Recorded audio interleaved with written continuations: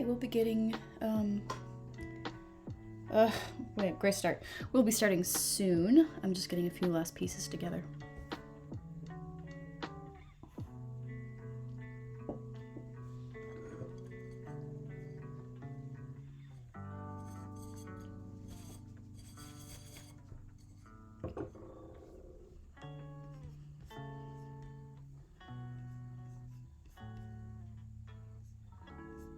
Okay, let's do this. Hello, everyone. This is a different setup than usual. I'm not 100% confident that I have everything that I'm going to need for this, so there may be a little bit of running around to find things, but I think I have everything important. Just to give you a sense of what we're going to be doing tonight is I have this bowl that I have already repaired. It was broken into a lot of pieces. And I've already repaired it with epoxy and an epoxy filler. So you can see, like right here, where there was a chip missing, I filled that with an epoxy putty. And there's a couple other spots, I think right here as well. And everything else has been glued back together, and then some of the cracks have been filled in. So the idea is to take this and start to really finish these lines so that there's not much texture here, and use this gold metal leaf, it's gold effect, it's not really gold, to decorate the lines of the piece so that it has that look of Kintsugi repair. Let me turn the music down just a little bit. Here's an example. I'm conveniently using this as a tool catch. An example of a piece I just did the other day. Same idea, same principle. The piece was repaired with epoxy, and then all of those lines were decorated with metal leaf, like so. So I learned a lot doing this. This was kind of my test run of this method, and I'm going to try a few different things this time, some of which will be experimental. So let's do that. Anytime you have questions, feel free to pop them in the chat. I will do my very best to pay attention to the chat. Sometimes I get kind of dragged into fix-it land.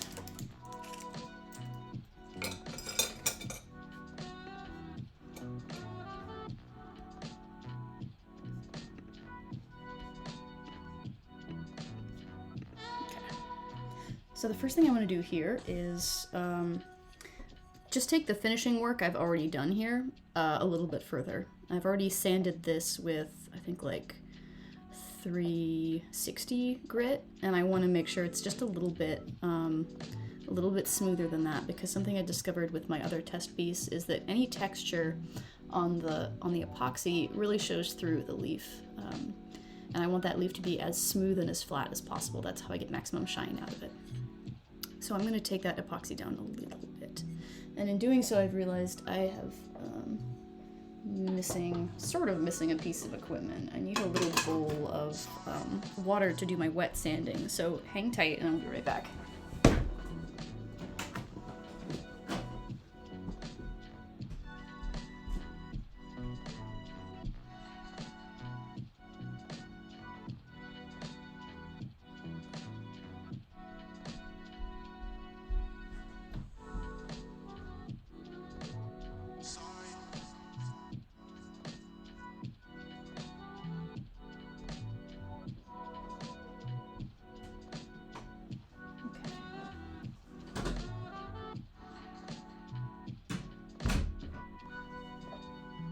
This will come in handy in just a little bit. I use water to help reduce some of the friction when I use my fine sanding paper, and that helps to reduce the scratches on the actual ceramic. Okay. Let's see what I've got here. I just pulled up some new, fresh, well, they're not really new, but new to me, sheets of sandpaper. This one is my 360, and I want to go down to 600, I think. So I'm going to rip a strip off of this.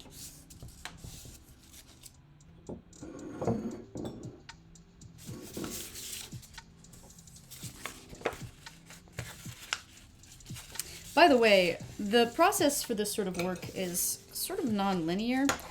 I tend to spend a lot of time doing one thing, and then I will have to let it dry or let it cure, and then I'll move on to something else. My goal is to just kind of keep working. I have several pieces I'm trying to fix tonight. This is the main one, but I have work on several other pieces that I will be doing during those sort of downtime periods.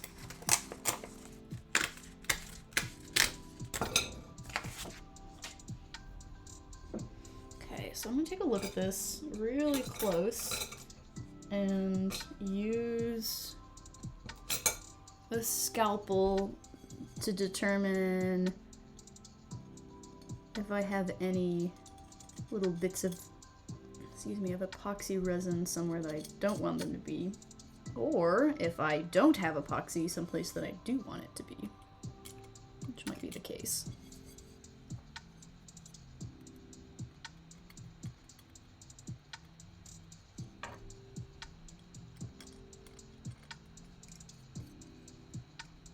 If you came here ready for like wham bam, we go right for the gold, my general apologies. This is modern Kintsugi, which is on its own pretty time consuming. It's a lot of little steps followed by waiting, followed by more little steps. Traditional Kintsugi is even more time consuming. You have to wait weeks and weeks in between layers of urushi lacquer. So we will get to the gold soon, I promise, but there is some finishing work I have to do first. I kind of considered starting this, like, starting a whole project from broken shards and taking it all the way to a fully repaired piece, but I thought that might sort of stretch my time limits.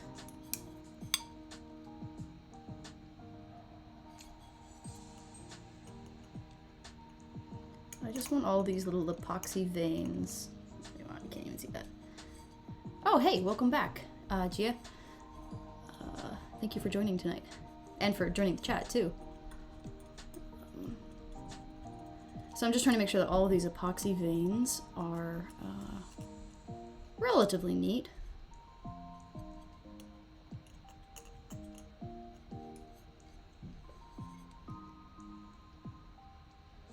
Not too bad. Ooh. That's a rough spot, though.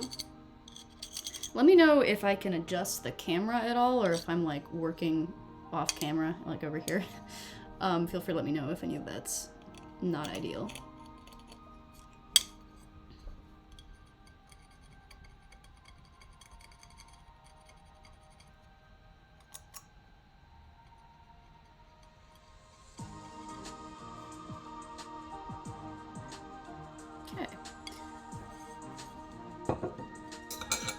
So now I'm going to take a little piece of this 600 grit.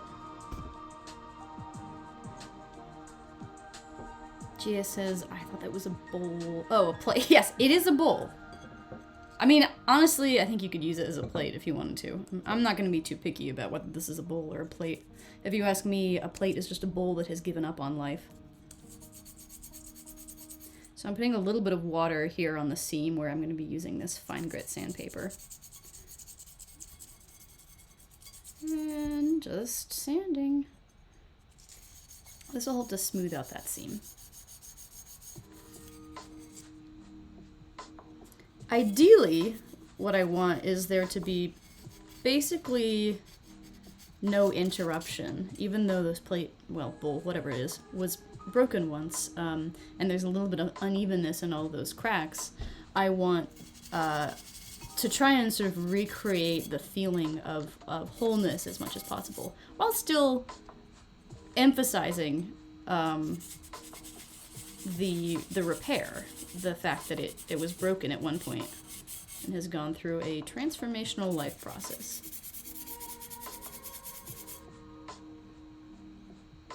This bowl was gifted to me by a neighbor, and it was actually only chipped, but I was running an epoxy repair workshop, and I had fixed everything in my house already. I didn't have any pieces of ceramic to demonstrate, so I actually had to break this as part of a demonstration.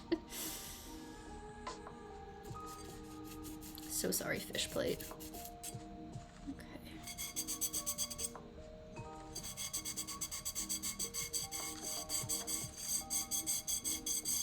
And the epoxy putty, while it's quite sturdy, you know, as long as you don't bite at it with your teeth or anything, it sands pretty easily, and it's fairly soft, so it doesn't take like a ton of work.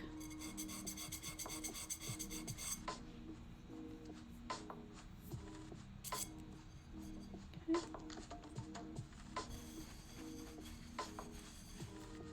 Put down one of my cloths so I'm not shaking water all over the place. And on the other side, Gia asks, what did you use to break it? Great question. I threw it down on the ground outside my house and scared my neighbor. This is what happens. I just, usually when I want to break something intentionally, I'll put it inside of like a plastic bag where I can still see it. Put the ceramic piece in it. And often I end up doing this for ceramic pieces that are partially broken, so you can hear that they're not all in one piece, but they haven't fallen apart into multiple pieces yet, so you kind of have to get them to break in order to fix them. And then I'll put it in that bag and I'll just tap it on the cement until eventually it gives up and breaks into pieces. And if that doesn't work, then I just kind of lift it up and slam it on the ground. It's great stress relief. Yeah, so like this bowl or plate or whatever it is broke into 1, 2, 3, 4, 5, 6, 7, 8, 9, 10, 11, 12, 13. Ooh, lucky number 13 pieces, unless I'm missing one. And it broke very organized, partially because I was breaking it intentionally. You don't always get to do that when your dog knocks something off of the kitchen counter. And in order to put it back together, I used an epoxy glue, a 2-part epoxy glue. Joined all those pieces back together, usually 2 at a time. It's a long process. And then once that was all glued together, I used this epoxy putty that I'll probably end up getting out tonight. To fill in any chips that were missing. And there were a couple chips already missing on this bowl because it had been manhandled.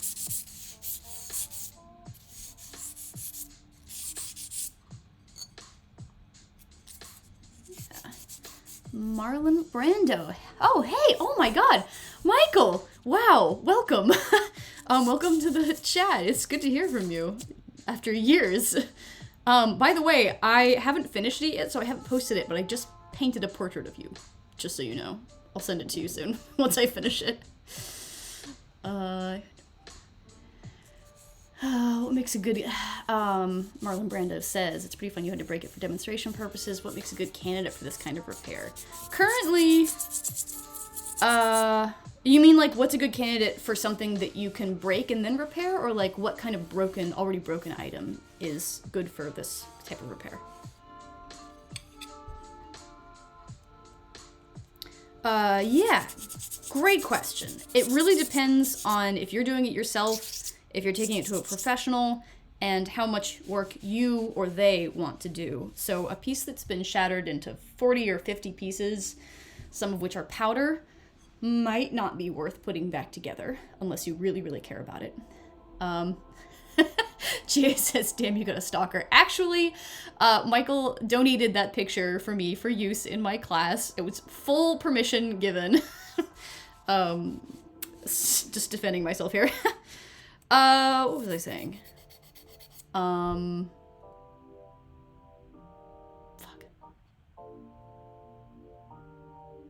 Oh yeah, if it's broken into like tons of pieces, it's going to be a lot of work to put back together. If a lot of pieces are missing, you're going to have to fill in those missing pieces. So in the case of this dish that I repaired recently, this was broken by accident, also by a neighbor, and there were significant chips that were missing from it, so I had to actually fill in those missing pieces. And that's kind of fine, it's doable. I have another piece right here where I've done a significant amount of filling work. Like when I got this piece, this is one of my mom's pots. There were all these chunks missing, and I had to sculpt these out of clay, basically. This epoxy putty. So missing pieces, lots of pieces, will affect how much effort is going to go into that repair. Ooh, everything's fine. Other things that go into the repair are, what do you want to do with it? So this type of repair that I'm doing here, modern Kintsugi, is not appropriate for anything that you want to repurpose for food. It's really going to be a decorative repair, decorative only. And that's for multiple reasons, one of which is that the leaf is not like, it's not, if you go at it with a sharp instrument, you can definitely scrape it off, like a fork, for instance. And epoxy on its own is not really considered food safe. Epoxy that has been professionally mixed and cured is food safe, FDA approved, if it's an FDA approved variety anyway. But when we do it ourselves, when it's DIY, you're kind of eyeballing the amounts of part A and part B that you're adding together, and so if you don't get those perfectly, there's going to be some amount of unmixed epoxy in the mix, and the unmixed epoxy is considered toxic, or, a little bit. It's an irritant anyway. So once epoxy has fully cured, it's inert, it's fine, but the general advice is don't use epoxy repaired dishes for food, like for regular food use. If you get something repaired in the traditional Kintsugi style, that involves urushi lacquer, many weeks of curing, and generally pure gold powder for the finishing, that is going to be heat resistant and food safe. It also takes a very long time and it's very expensive. I'm signed up for a workshop to learn that later this winter, which is really exciting to me. But in the meantime, I'm practicing this type of modern repair. Okay, I think I'm going to leave the sanding at that. It's not perfect, but again, this is sort of practice piece. And move on to the next step. I'm going to use isopropyl alcohol. This is about 99%. And I'm just going to wipe down the surface. I don't want to soak it in isopropyl. It will eventually degrade those epoxy seams. I think I missed a spot. Just kidding, guys. It will degrade those epoxy seams, so I use it just quick wipes of it to help take grease and residue off of the plate. I feel like there's a couple spots I could probably fill again, but I don't really want to take us through the 30-minute cycle of mixing and filling and sanding.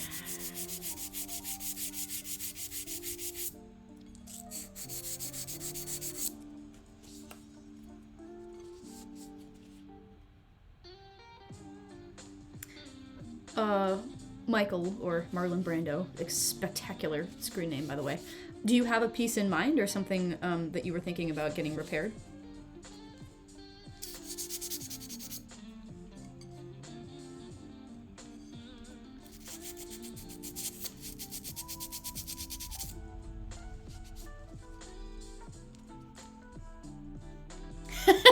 That's the spirit. Marlon Brando says, not at the moment, but I could always break one. I like that attitude. If you don't have a nice broken piece of ceramic to fulfill your Kintsugi needs, get out there with a 9-iron. Smash some plates up. Okay, so now I'm doing that alcohol wipe down.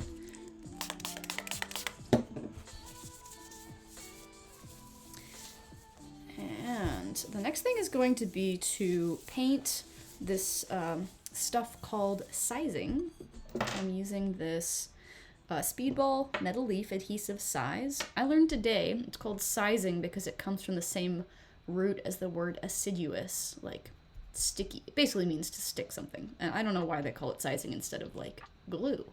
But that's the product I'm going to be using. I'm going to be painting very faint, very thin, delicate lines on this plate. It's going to be almost completely invisible to you, which I'm sure will be super fun to watch. But there will be that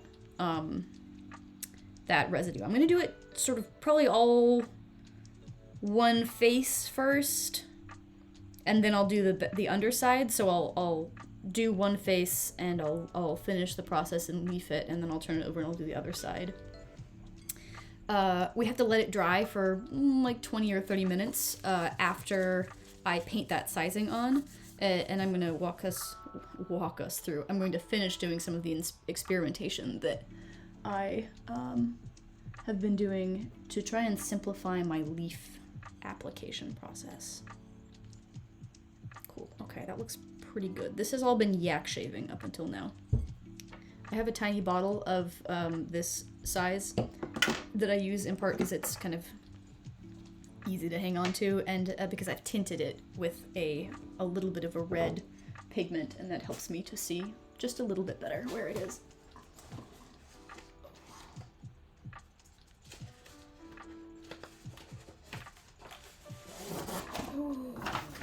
So I'm putting down, I use sheets of paper to kind of separate out each step that I'm doing. I don't want the muck from my wet sanding step to get all over the gold leafing stage. So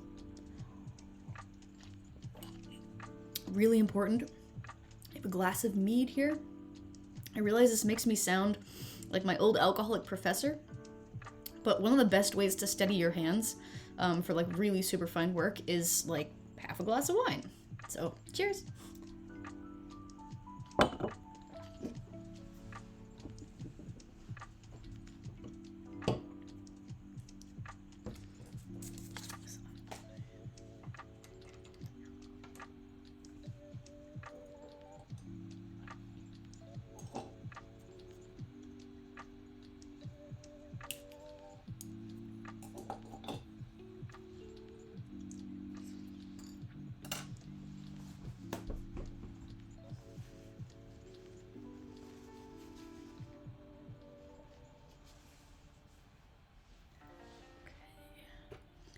Teeny tiny itty bitty brush. This brush is new and it still has its starch coating, so I'm gonna rinse this off real quick.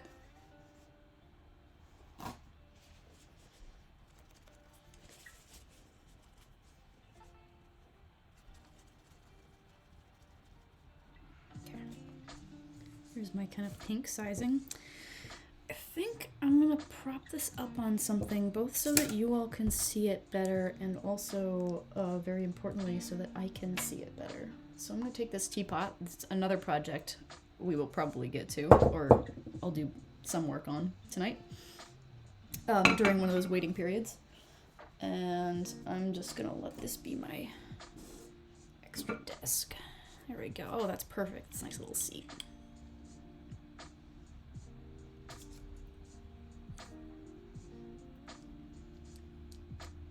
I'm gonna have to shut up for most of this, because if I talk, I'm gonna...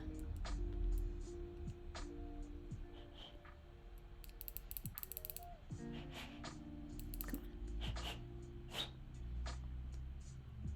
It's gonna be hard to control my hands if I'm talking, so take the music up just a little bit. Now the sizing, I don't have to act before it dries because it has a really long dry period, like effective dry period. I put it on, I let it sit for like 20-30 minutes, and it stays tacky, and so that means once you put that gold leaf on it, it adheres right away.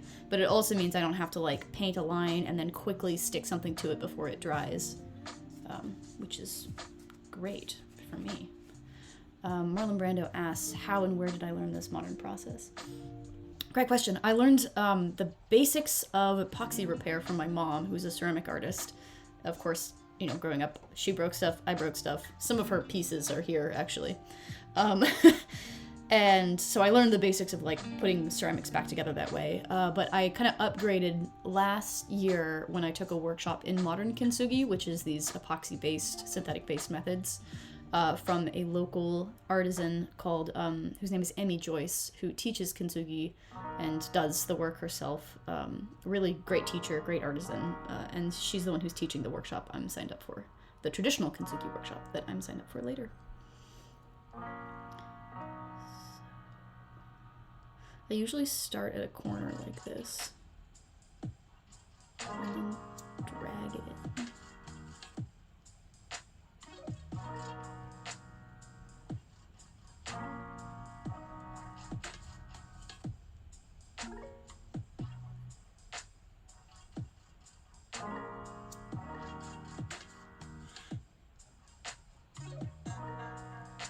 So that those corners end up almost more triangular than straight. I like the look of this. I like the effect that it gives because it makes the piece look more like it's been put together with molten gold than just like having it have gold lines in it. I think this adds a bit of elegance to the line quality. So I try to have it start thick and then thin out. Really the only way I'm able to see what I'm doing is because I have this angled so that the light refracts differently off of the wet area that I'm working in. That's basically the only way I'm able to see what I'm doing. If I go outside the lines, I will be able to clean those up later, but I'm trying not to.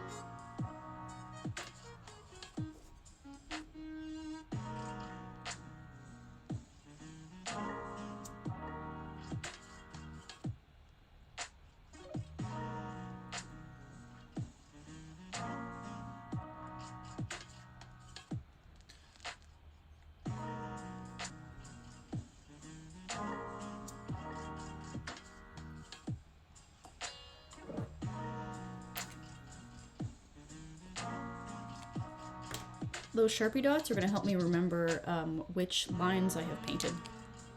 Because once this dries down, you can't really see anything. I think I started with that one. Oh, fuck.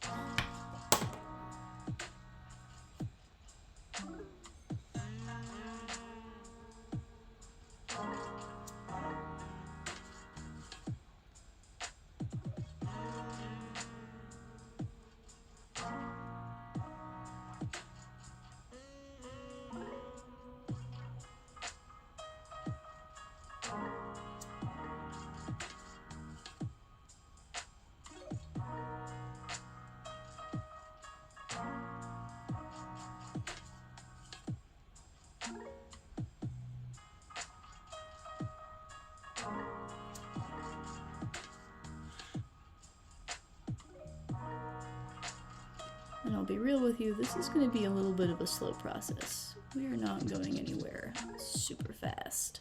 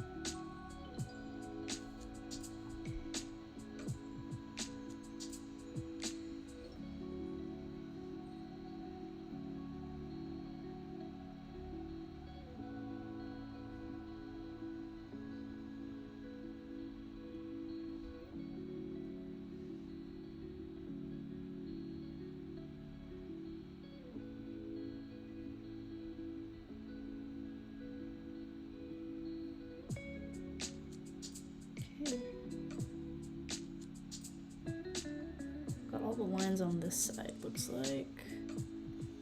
And I'm coming back down. I have a lot more complicated cracks on this end.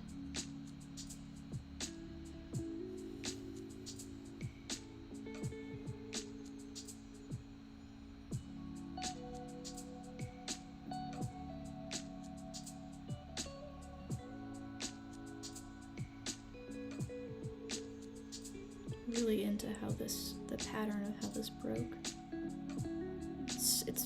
It's very difficult to control exactly how something breaks, so you sort of just get lucky or not.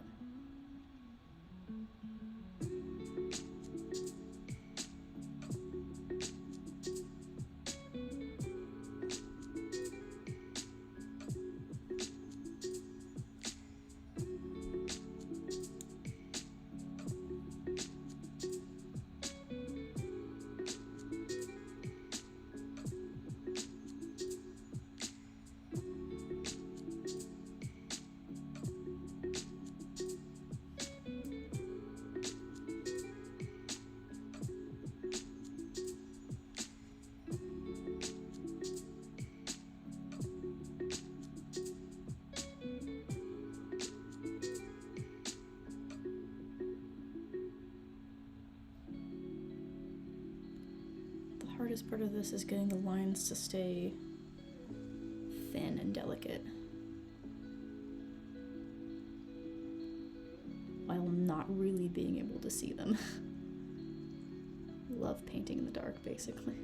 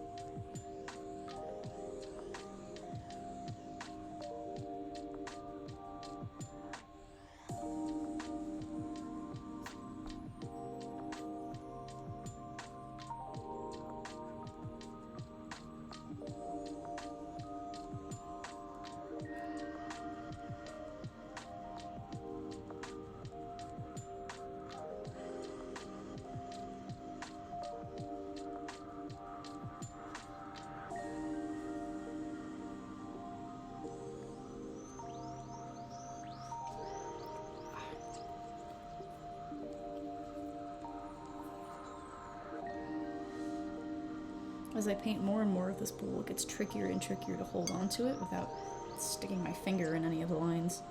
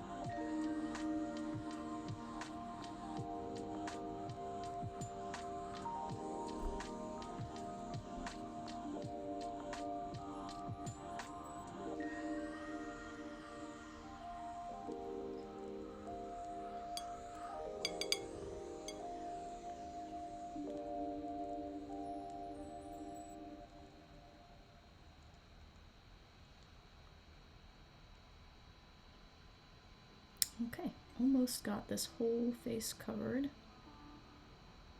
And I'm going to do this chip here as well. Oh god. My brush is stuck to the little jar.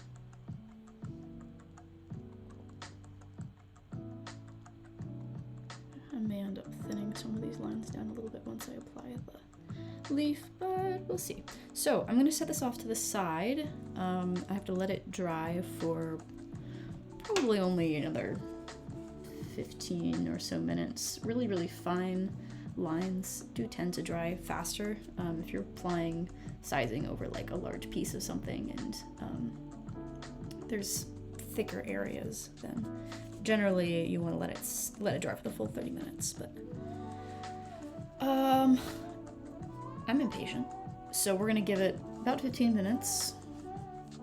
Gonna set a timer, and I'm gonna move on to one of my other projects.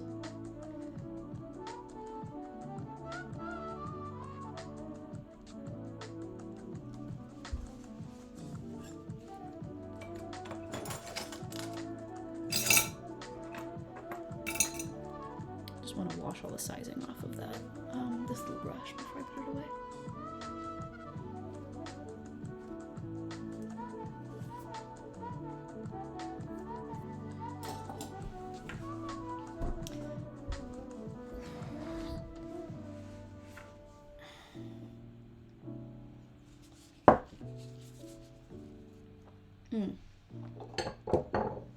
Actually, what I wanted to do was test out a new method for applying, well, an altered method for applying the gold leaf. So I've got my test tile here, and I am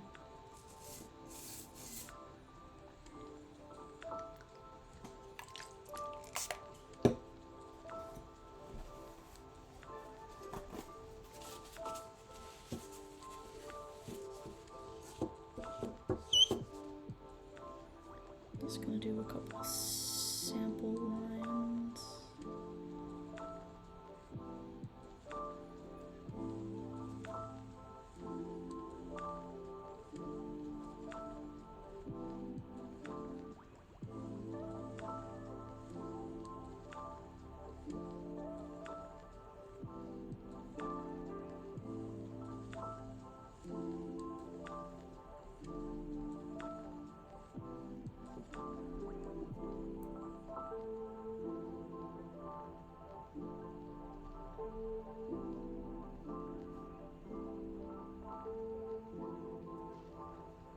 This is just an old bathroom tile from whoever tiled my bathroom most recently. Hey, Soriel, welcome to chat. Thanks for joining us.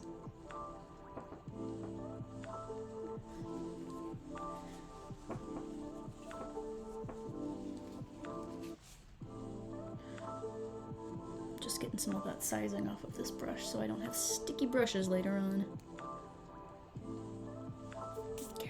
So I will let this dry for just a little bit, not as long as it's supposed to dry because this is just a test run.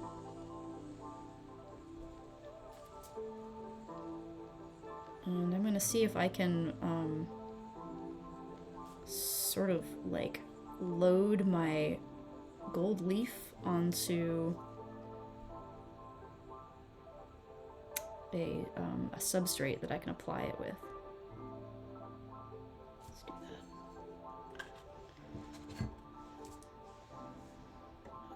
Where's my leaf?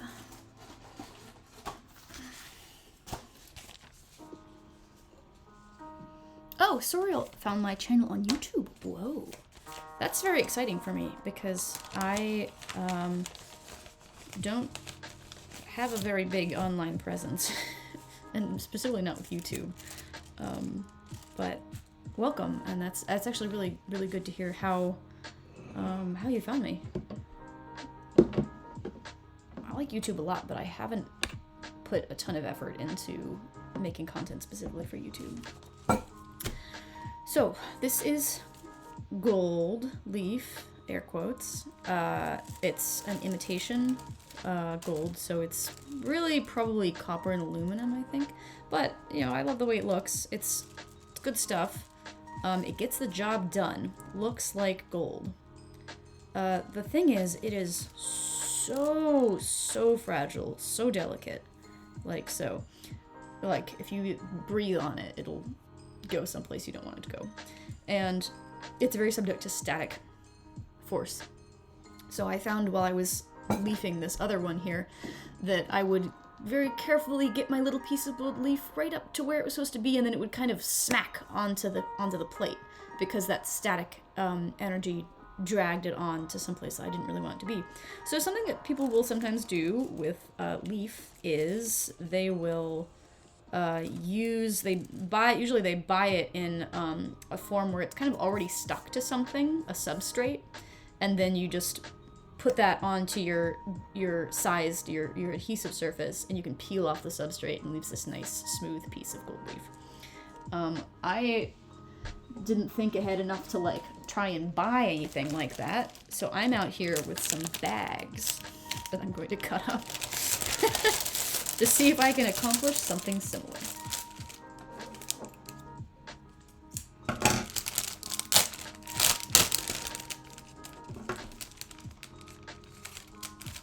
All I really need is a flat piece of something that is water resistant, because I'm going to use water as my my extra light adhesive. I want when the leaf touches the size, I want it to stick to that and not continue sticking to this plastic. So let's first see if it just sticks to the plastic on its own. I don't have high hopes. Amazing. Look at this. Actually, it does. God bless static electricity. So that means that I can apply this directly to something. Looks like it's gonna stick to the plastic, more or less. And theoretically, I should be able to just plop this down as is. What I really want to do is see if I can cut a strip off of it.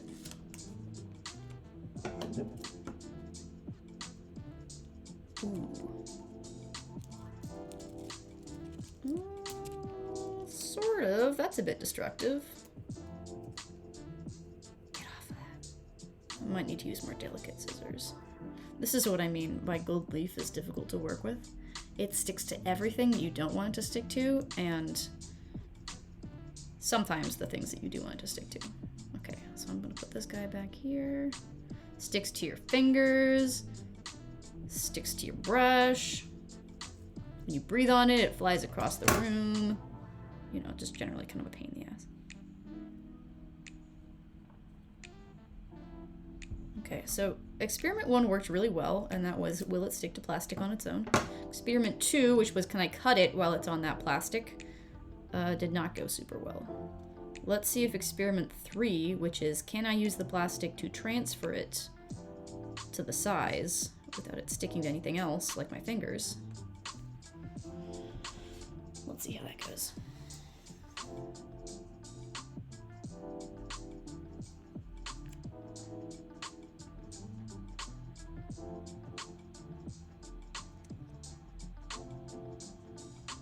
Okay, that went pretty well. Nice, and that's nice and flat too, no wrinkles.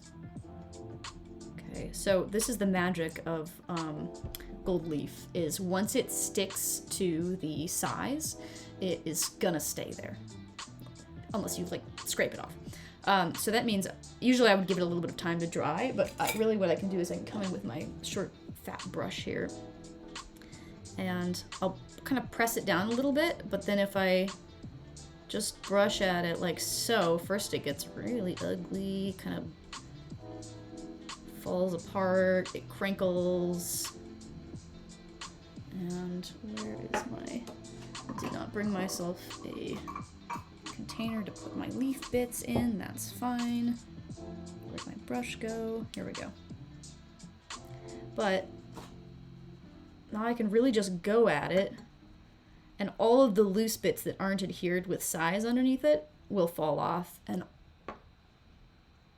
can you see that? All of the pieces that where the size were, you have this perfect. And actually, I really like this. It turned out really nice and flat and even. So I think this plastic transfer method is going to work. Marlon Brando says, could you cut it before putting it onto the plastic? Sort of. It's actually really hard to cut. I may try cutting it while it's mounted to the paper that it's on, but I had trouble cutting it into strips just because it's so fragile. So I'm gonna call this plastic idea a success, and I am gonna try a couple other methods of trimming it. Because what I really want to do, instead of using like a whole sheet and putting that over the bowl and then like losing the whole sheet, I want to cut the sheet into strips and then sort of apply the strips to the lines. It's just a more economical way of applying gold leaf. It's not like this stuff is even that expensive, honestly. Sorry, something weird just happened. Come back. It may just be blurry for the rest of the night. Here we go. It's not even that expensive, but, you know. What I really wish is I had a piece of plastic that was nice and flat instead of having been shoved into my recycling bin for the last month.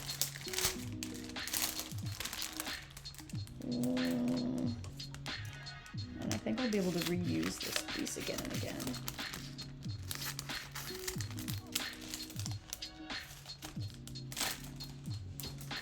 Thank you, Korean glove brand, for having great plastic. Here we go. That's fairly wrinkle-free. And let's see.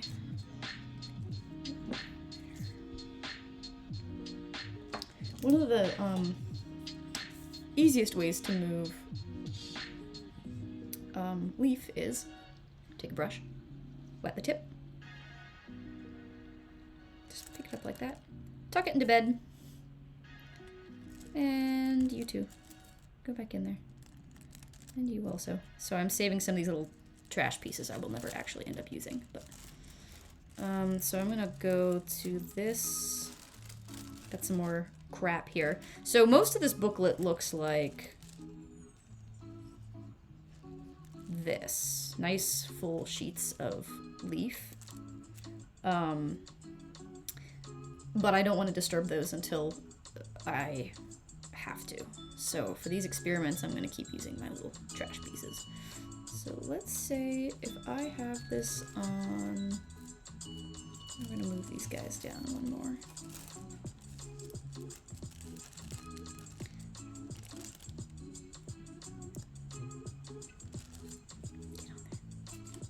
I'm going to see if I put it on a piece of this plastic and I use a different cutting device,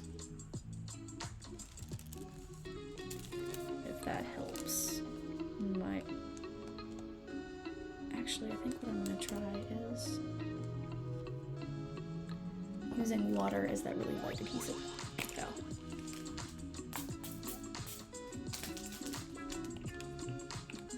It's a really light misting of water here. Oh yeah. Let's see if I can get the edge of this. So it sticks to moisture, which is part of the reason it sticks to your fingers. There's something like Van der Waals force, IDK. So you can see it adheres just to that water. And if I brush this out, usually you want to be using brushes as much as possible with leaf, because anything else is too strong for it. So let's see if I cut it. I'm gonna first use the same scissors because I'm stupid. Oh, that works. Okay.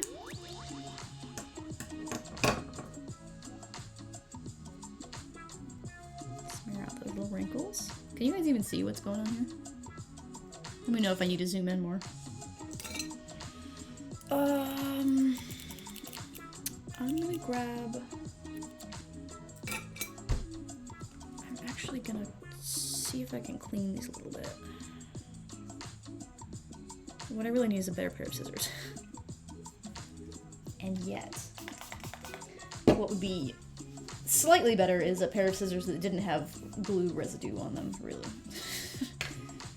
Okay, Marlon Brando says that it is visible. Thank you. I'm using more of that isopropyl, clean off glue residue. I got like an industrial size bottle of isopropyl recently. It has come very in handy. Okay, let's go from this direction. And, oh yeah, nice. So I got a nice, easy way to mount it. It's destructive, so it means I'm going to end up going through some of this plastic. But I can mount the leaf on the plastic, and then I can transfer the plastic, transfer it from the plastic onto...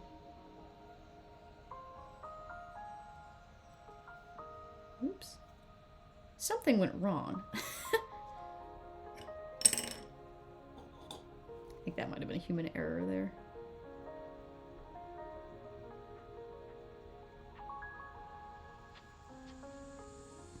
I'll still call it a success. Oh, there's my timer going off. Perfect. So that means I can start using this method, and let's get this bowl gold. First off, I am going to throw that away, and I'm gonna mount a piece of. Well, actually, let's do this on a larger piece. If I run out of plastic, I have a shrimp dumpling bag as backup. So.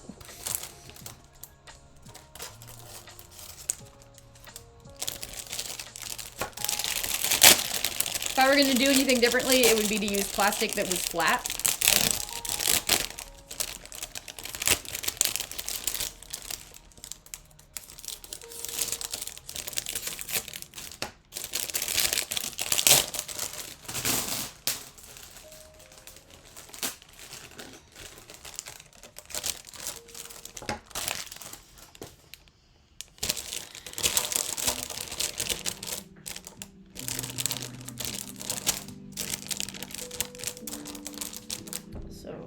This.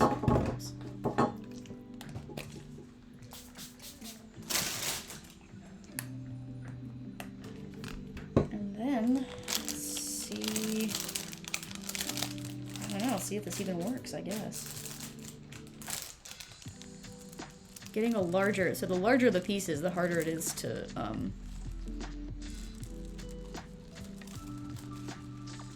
deal with it all in one go.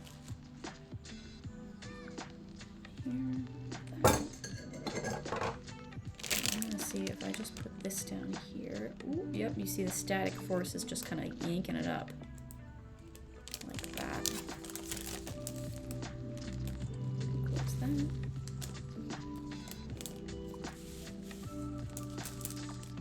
And then I'm going to use this brush. Oh, look at that wet.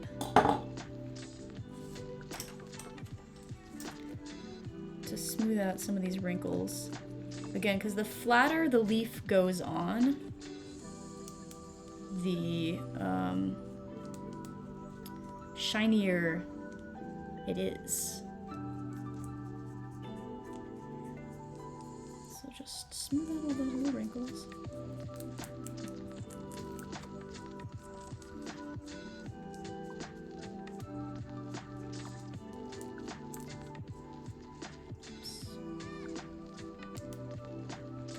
I'm not going to pretend that I made up this method or anything. I'm sure someone else has done something like this, but you heard it here first, folks. You can use old plastic bags to transfer your gold leaf from one place to another.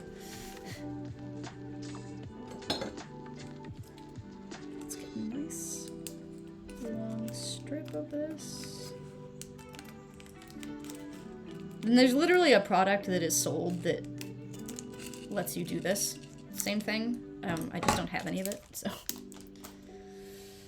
Okay. Let's get my dish over here. And before I come in with this guy.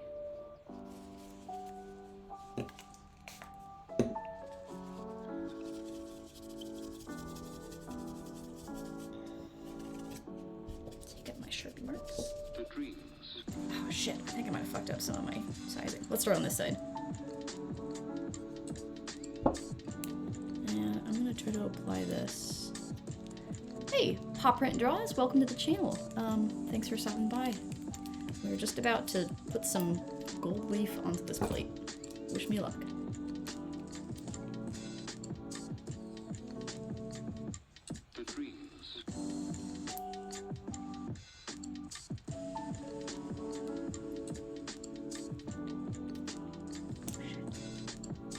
This is a new method. We're experimenting.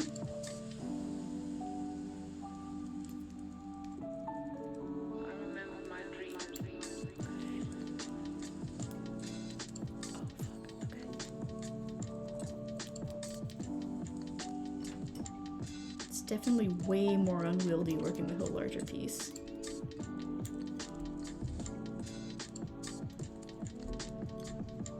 Okay. A little bit of breakage here. Pop Print asks, can you use the plate to eat after, or is it not food safe anymore? With this particular method, I would not eat off of this plate. For a couple of reasons, one of them being that it would be pretty easy to scrape this leaf off with a fork. The other reason being that epoxy is not necessarily food safe. I have eaten off of epoxied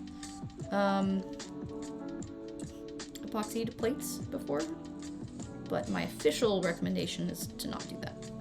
Alright, I would consider this method to be a partial success. I think I'm going to try it again with smaller pieces. Before I do that, I'm going to redo a couple of these lines that I think I just left off.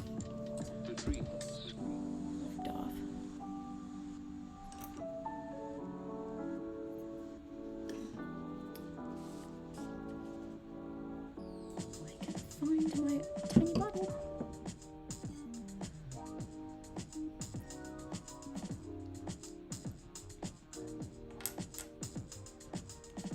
Actually still a little sticky.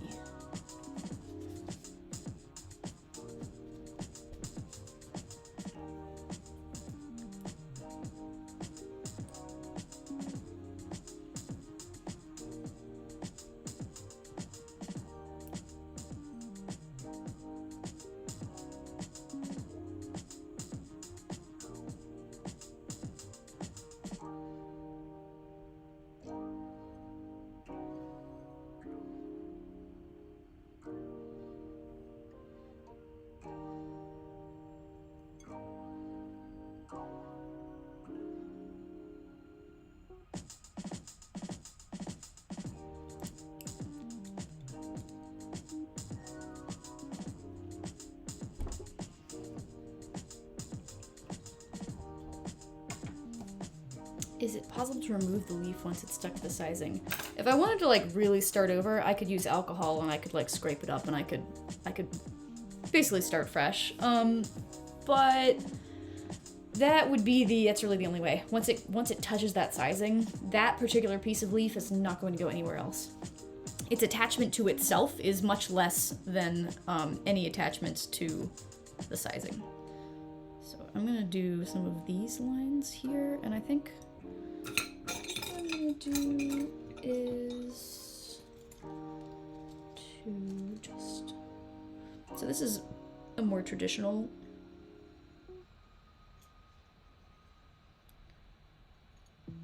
approach.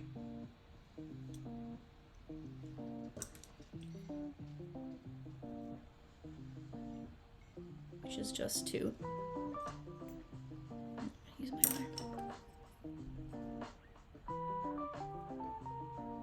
interesting. There's some moisture on the plate, which is making making this really difficult to pick up.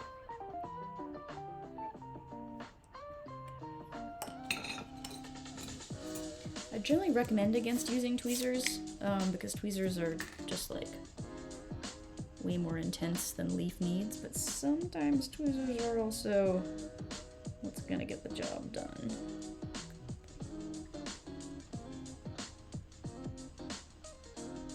Interesting, I think I didn't even paint that. Alright, moving on.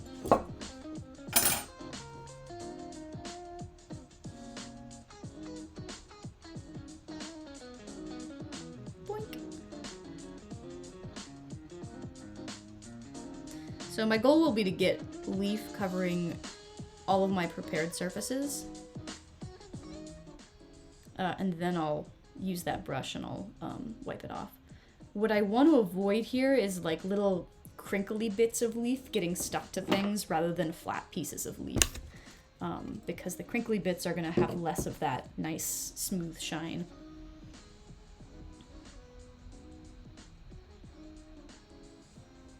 Okay, we're focusing on this area here.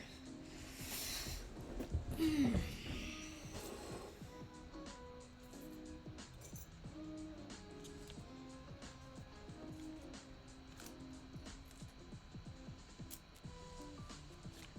done something.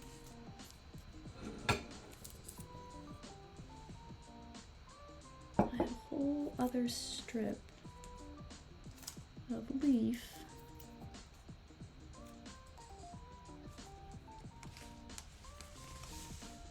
Wow, baffling.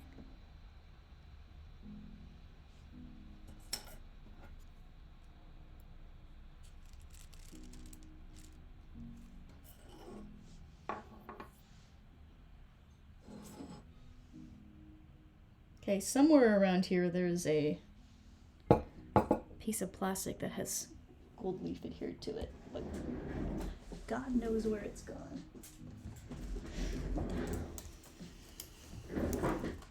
Ha! Right here. So I'm going to try cutting a strip from this, but this time I'm going to cut it into multiple small pieces. I think it might be a little bit easier to maneuver that way.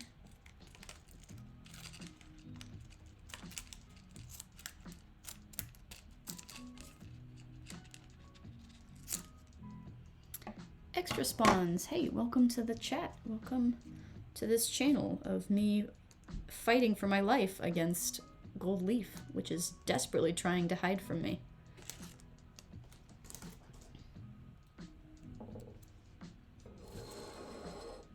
Okay. So this is a non-traditional way of applying gold leaf, just to be really clear. I'm experimenting.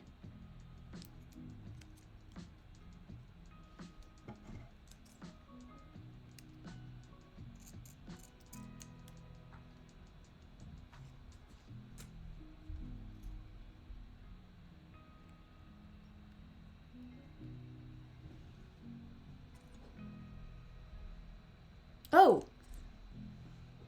Extra spawns, did you just text me?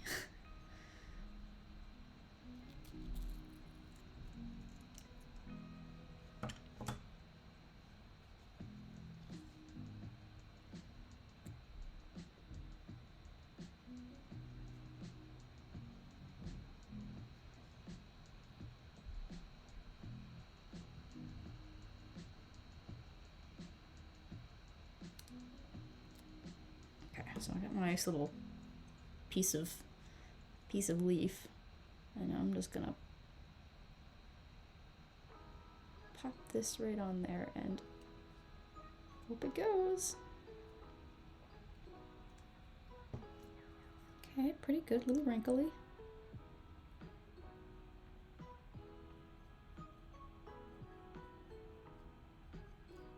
Not bad, not bad. Easier than other pieces. That's for sure.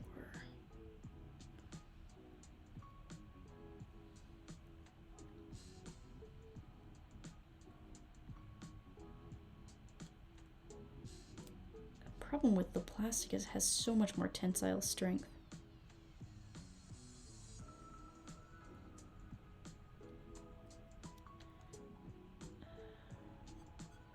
than the leaf. But it does get it on there really flat. That's nice. Okay. Again, this is probably why working with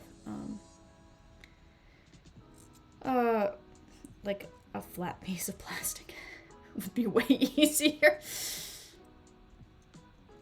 Let me actually go get myself something that's a little bit has been as crinkled up.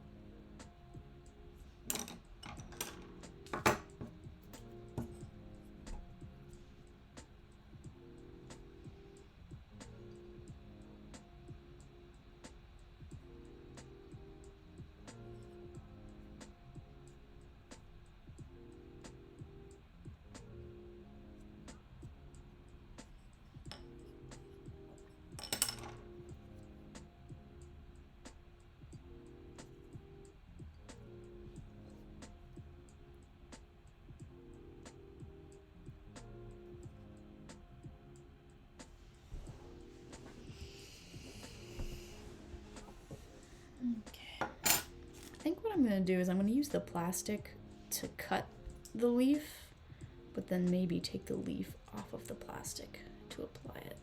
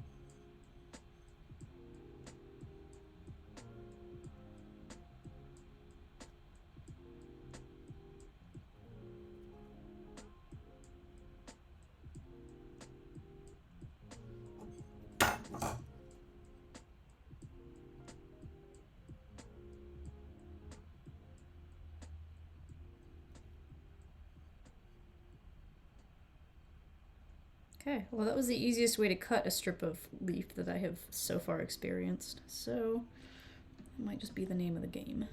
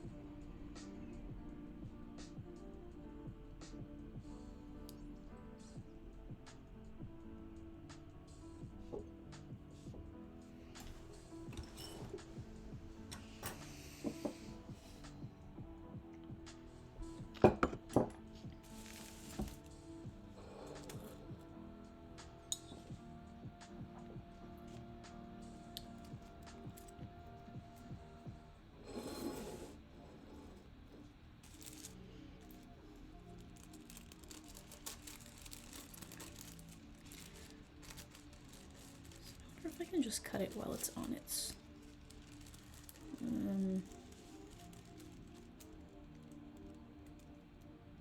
backing sheet.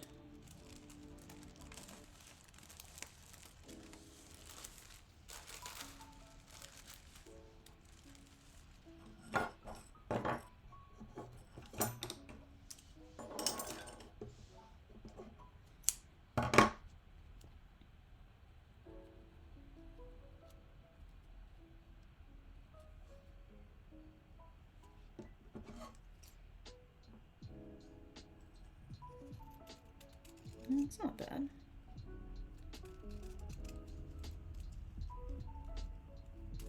Well, it's not terrible.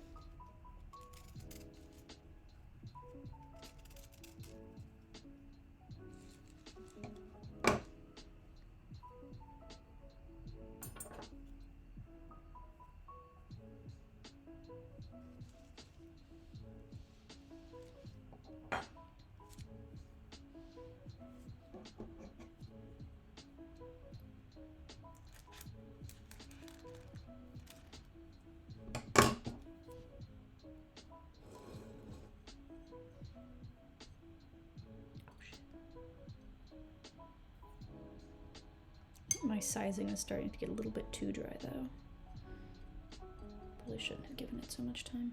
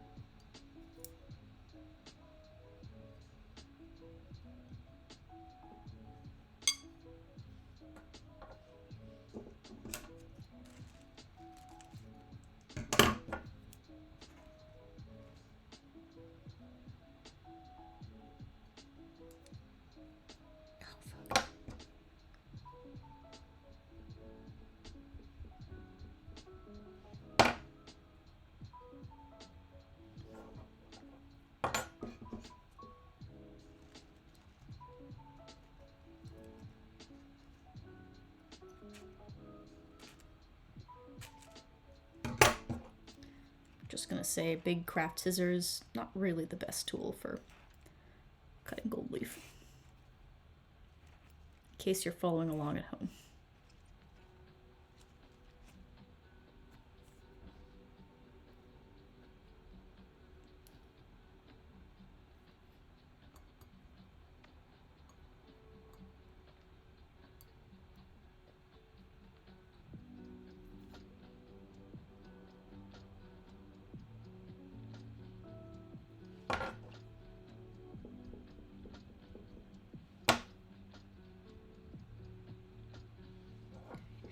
Last piece, and then I think what I'm gonna do is I'm gonna clean up.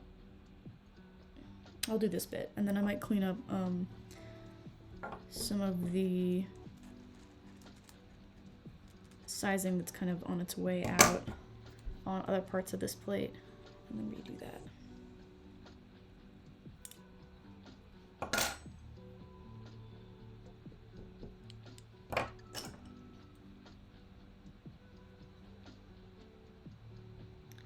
Anyone got a fun project going on at home or something relaxing?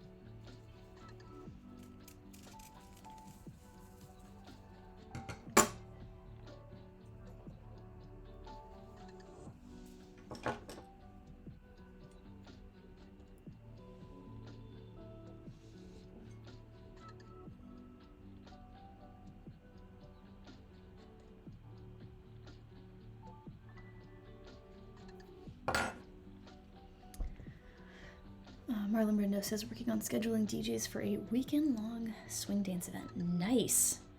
Sounds like a lot of work. It's sort of relaxing. Yeah, depends on your idea of relaxing. Week-long. Oh, I know what event this is, obviously. Damn. Sometimes I miss that event.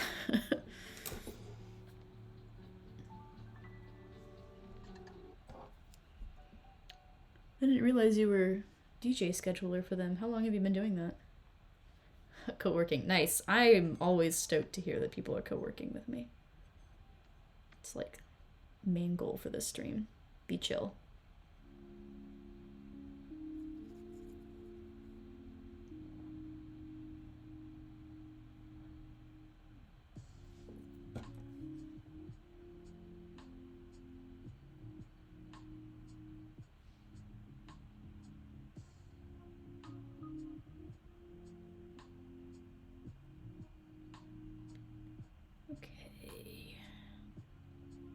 We're about to do a grand reveal on this. Ooh, first year as head DJ. Nice, though. Congratulations.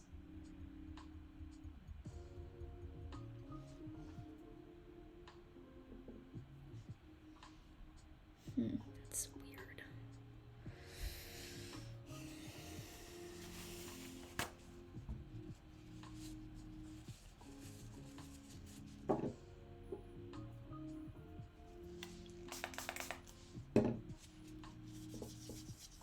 Just gonna ruin some of my hard work here.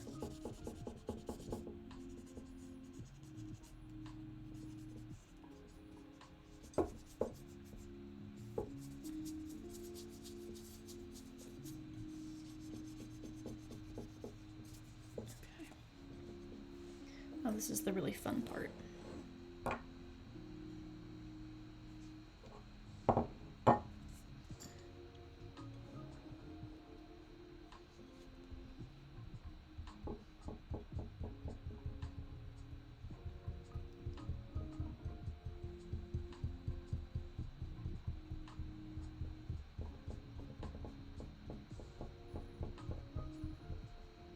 Make sure I have really good adherence here. And then I'm gonna start wrecking it.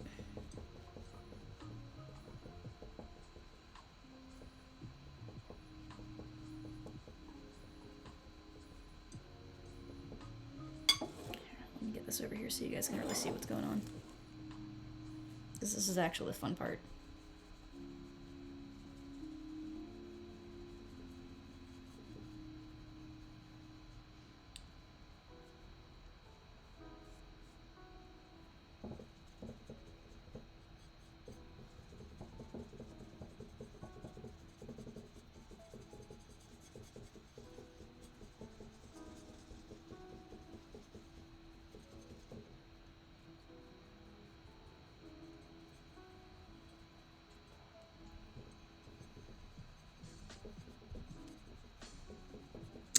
Spots where my sizing failed. That's okay.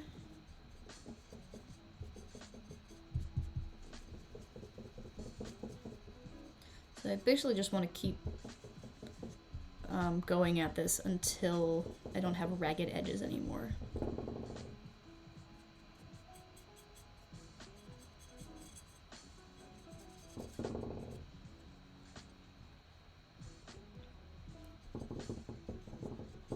Look at that.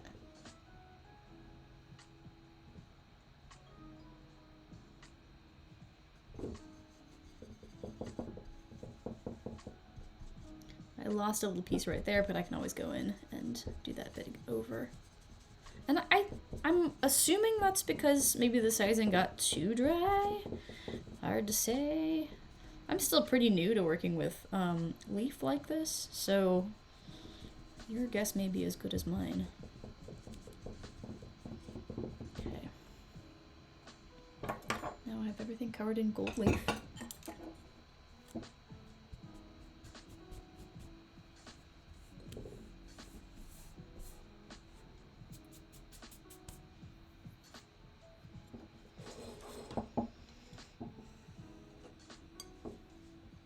And something else that I can do here is I can trim some of these lines down a little bit. Can't make them bigger without applying more leaf, but if I feel like something is kind of an ugly shape, or I just want to go in a different direction, I can just scrape off a little bit of this. Once the sizing dries, this gets a little bit more difficult to do. But while everything's still fresh, it's not too hard to trim some of these lines down.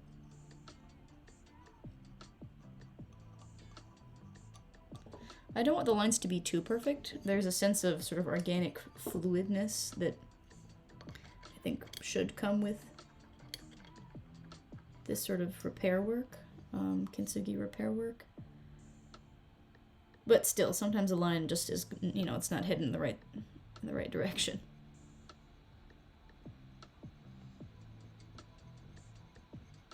So I give it a little bit of help.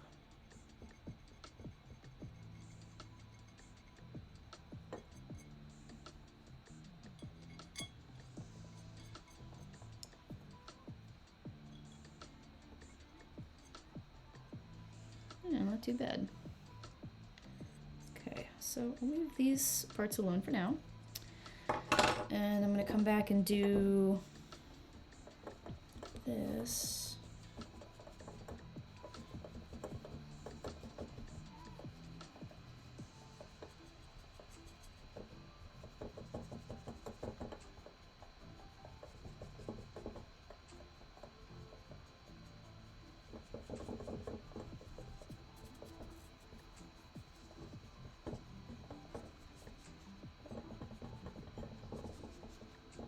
I'm just using an old makeup brush for this, which turned out to be a pretty ideal tool for this kind of work.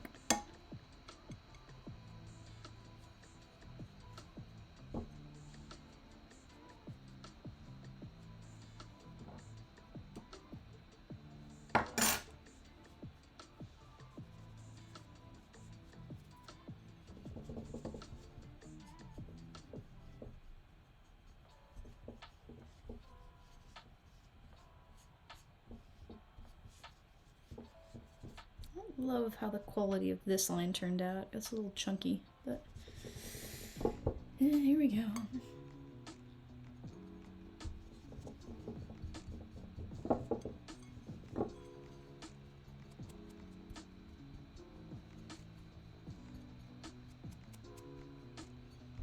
So that's basically the procedure. That's just, it's this again and again until you're happy with it. Try not to inhale too much metal dust.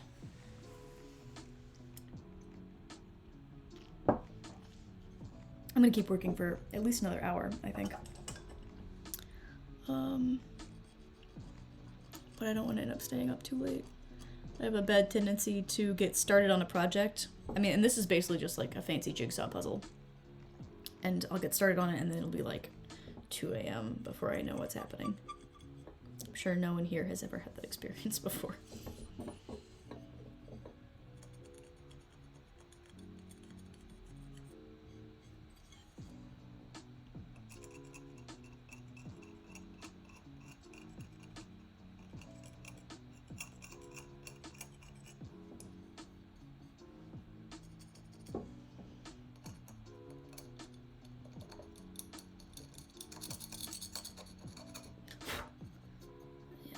Now I gotta clean some of this stuff out of here. Not ideal.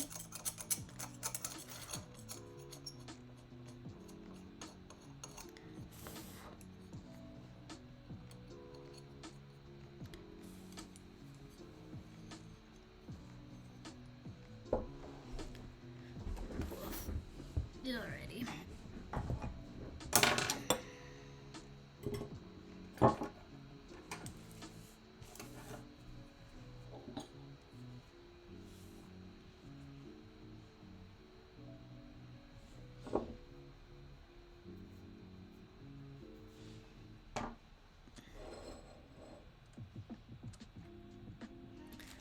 So I think what I'm gonna do is skip this sheet. Oh.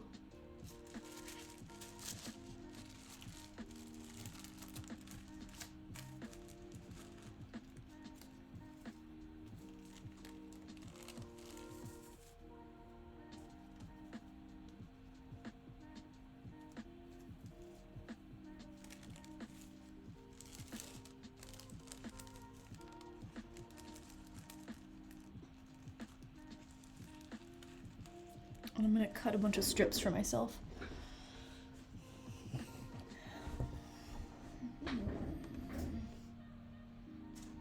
And put them somewhere.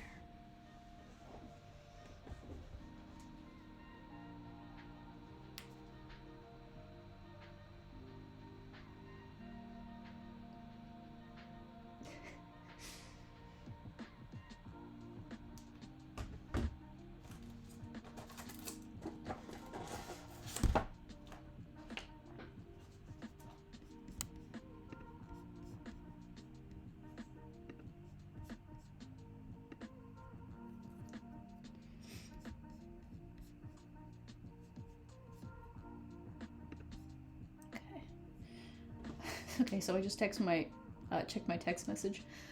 There was a really weirdly timed text from a friend right after, I think it was like extra spawns or someone joined the chat, and I got a text from my friend being like, that was me. So I assumed it was a friend. Anyway, extra spawns. Sorry if that was weird for you. It turns out it was completely unrelated.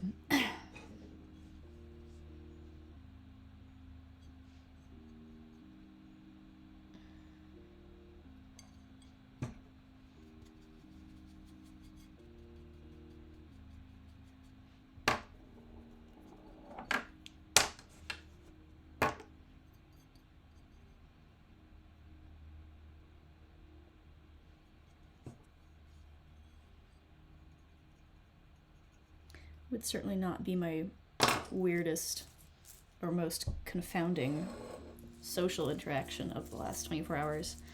I went to a book club. I got invited to a book club by a neighbor, and they were having their, first time I met any of them. They were having it last night, and I was told when and where, and I show up, and it's this bar down the street from me. I don't know, anyone who's supposed to be there, but there's a whole bunch of people who are all milling around the space. And, they've got name tags. And so I walk up to one of them who looks like she knows what's going on, and I'm like, is this the book club? She's like, yeah, welcome. Oh, man, there's so many new people here. Welcome. Go ahead, get a name tag. Sit down.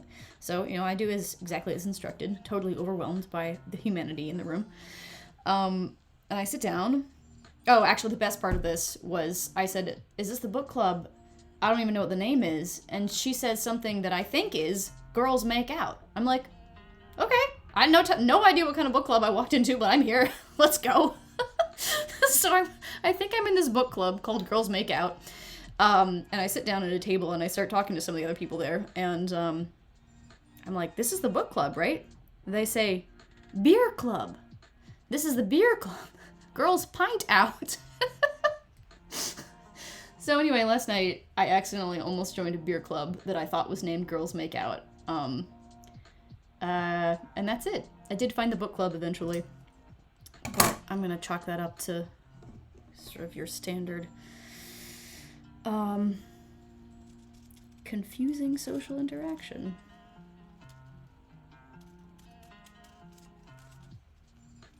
Thanks for coming to a story time.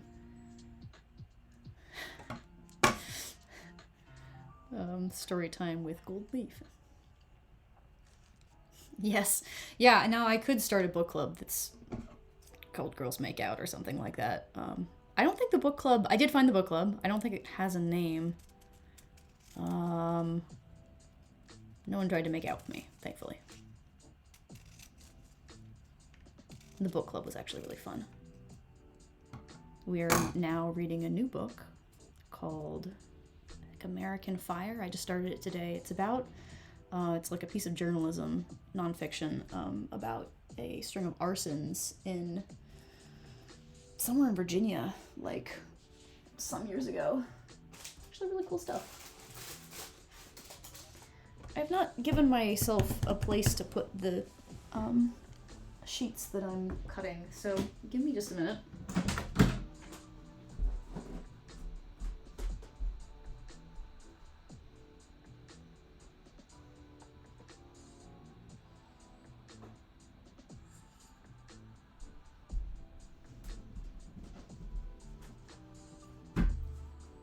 Thank goodness I always have about 5 tiny dishes within arm's length of wherever I am in my house.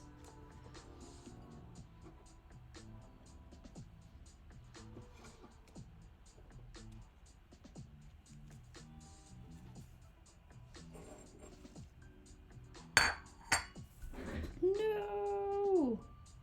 Get off!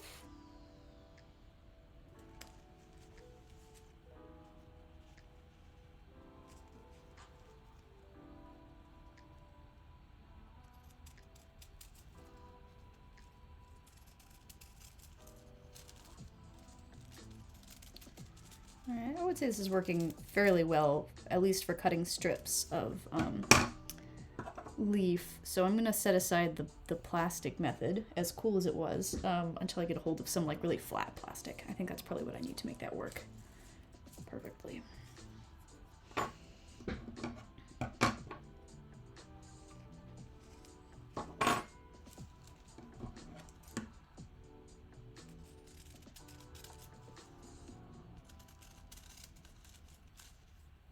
Oh, damn it, come on.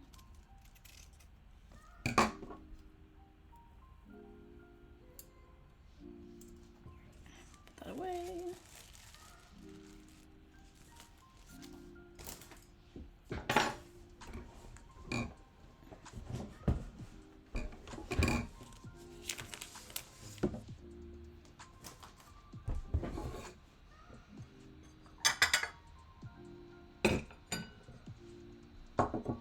All right, back to painting some more size on these lines. I'm gonna finish the front face first and then do the back. The back hopefully will go a little faster. I've kind of gotten some of my trial and error out of the way, or at least the trial part anyway.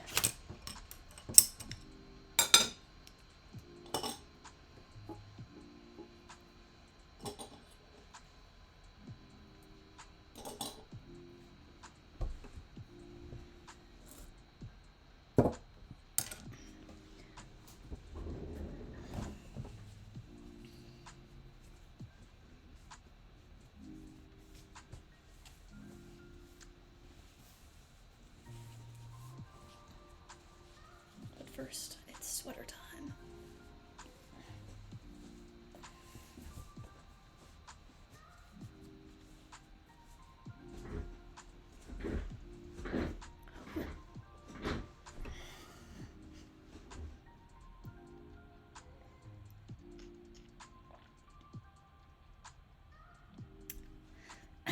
NBD, just picking some metal leaf out of my drink. Professional hazards. If it were gold, I wouldn't worry about it. And frankly, I'm not very worried about it now, but copper's not the kind of thing you really want to be ingesting a lot of. All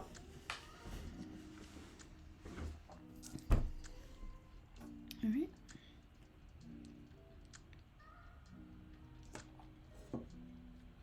Goes great with all the plastic. Exactly.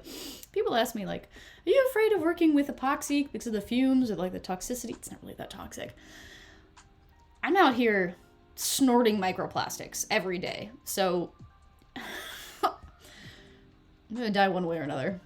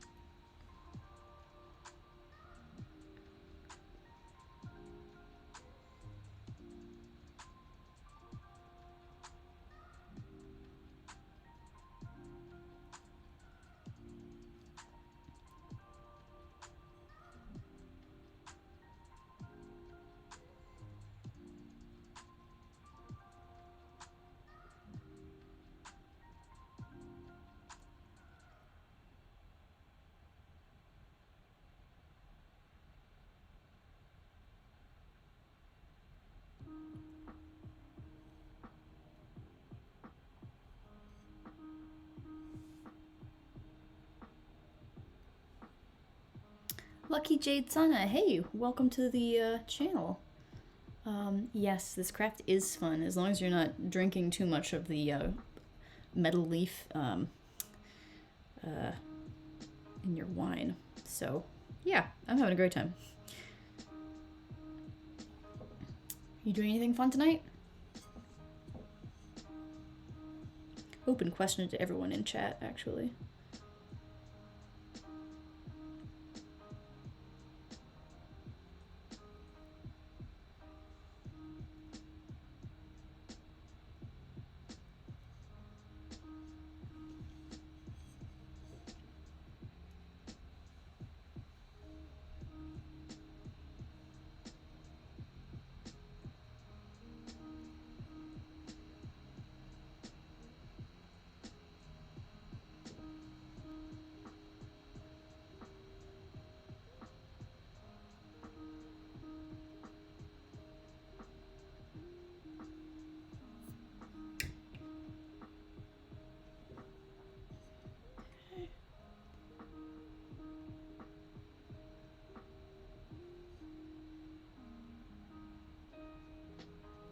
Oh, I think I did that line. Never mind.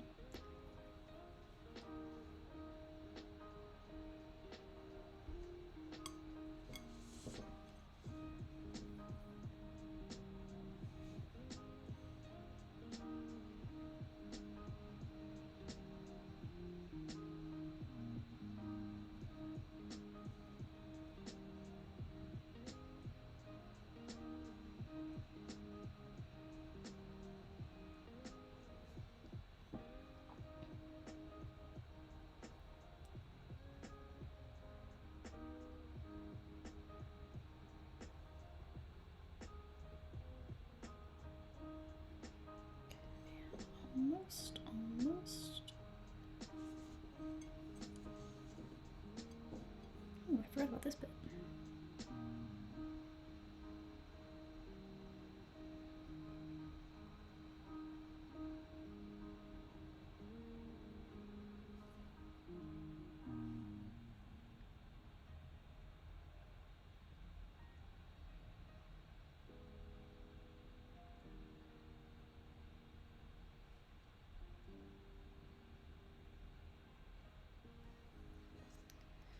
Okay, I'll let that dry for a little bit. Not, I think, the full recommended time, because it's, the thin lines are drying pretty fast.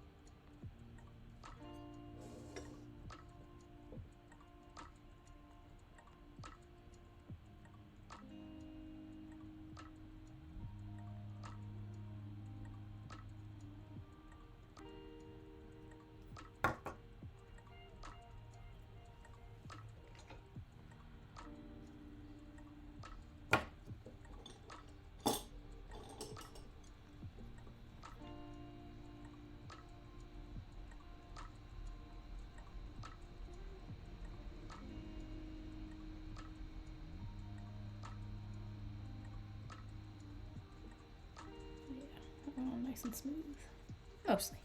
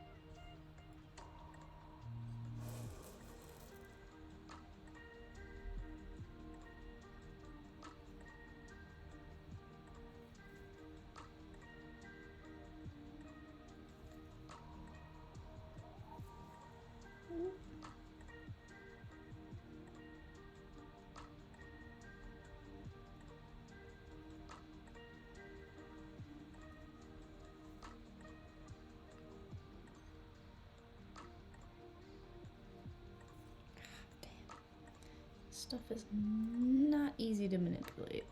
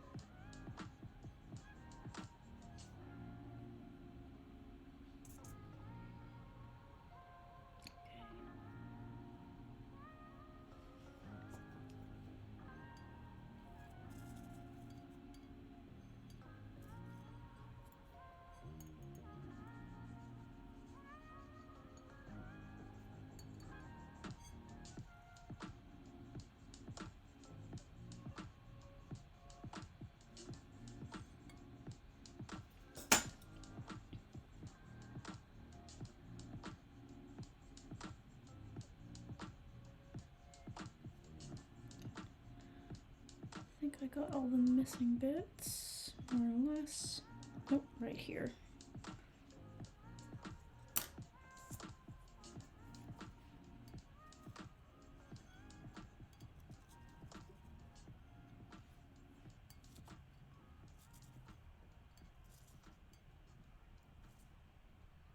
Nope.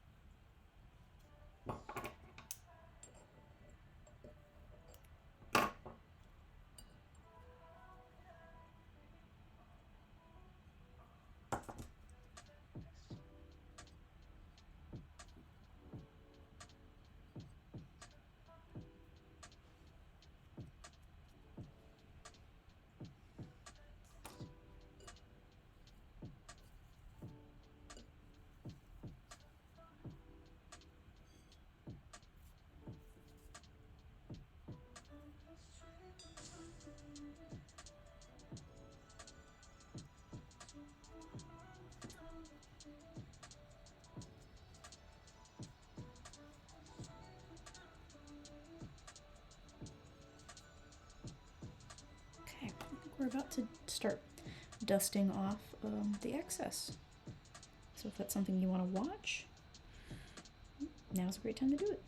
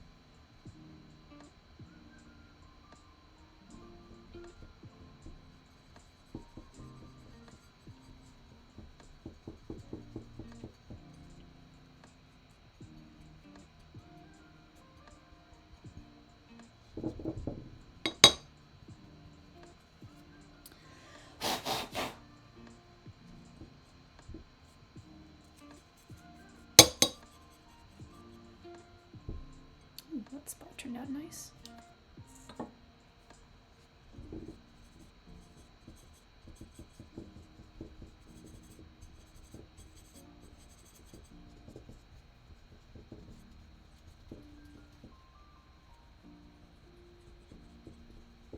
Some of these lines are a little bit patchier than I'd like. I'm not really sure what's causing that.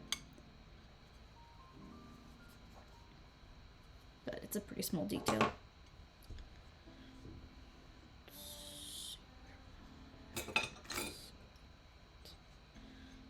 Clean up a little bit with the scalpel.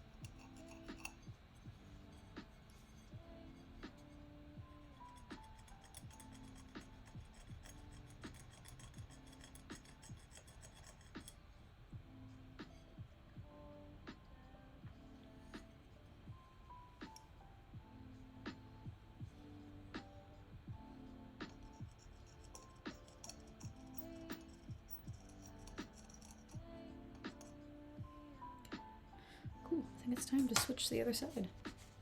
Side B, everyone. Not bad. There's a little bit right here I want to redo. But otherwise, everything's turning out pretty cool. I might end up doing like a decorative circle around the eye of the fish or something. I think that would be really cool.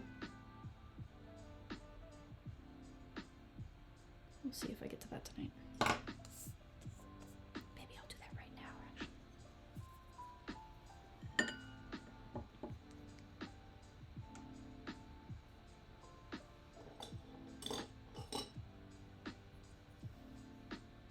This is where artistic liberties start to come in.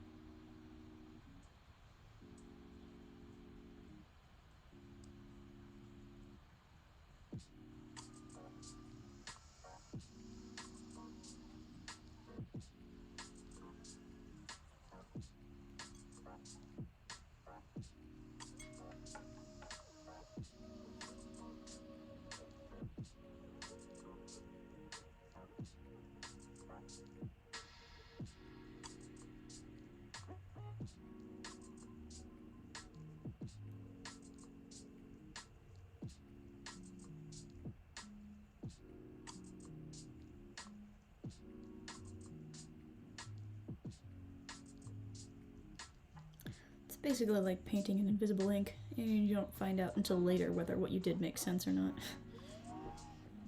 I'll let that dry. Keep moving on.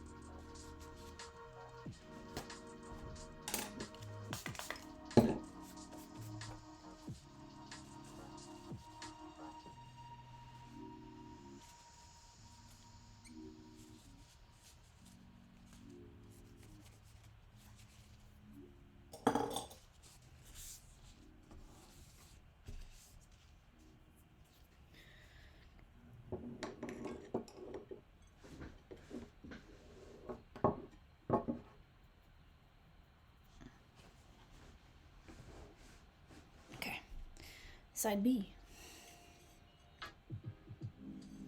I learned my lesson last time, and I think I'm just going to work in a small area at a time, rather than try to do the whole thing at once. So...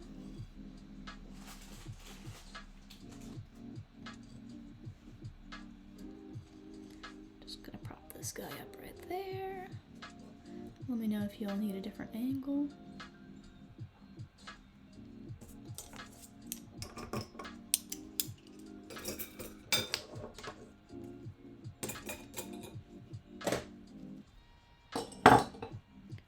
Space a little bit. One of my very first metalwork teachers really tried to beat into me the habit of cleaning your desk space constantly. Anytime you switched gears to do something different, clean your desk space, always have a neat space. Sometimes I think about it, and sometimes I don't. I don't know that you would be particularly proud of me. It's my desk mess.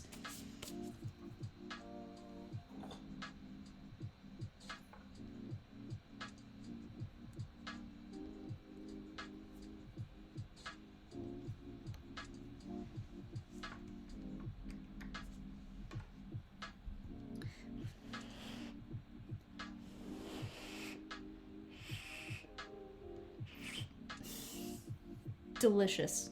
So good. I'm trying to blow the bubbles out of the top of this, and I just, like, took a shot of sizing. I'm pretty sure it's not toxic. It doesn't have lead in it, I checked. Some types of oil-based sizing do have lead.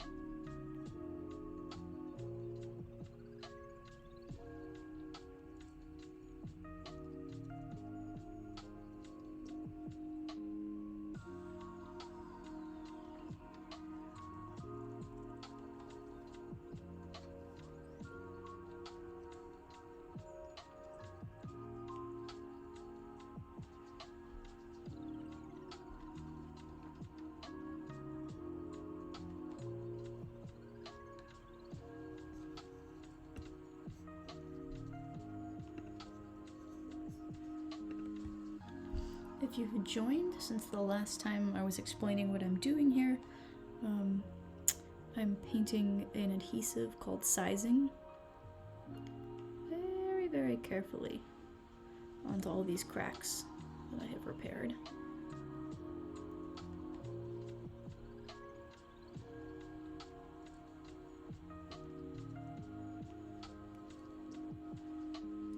And then I will be applying gold leaf to the area.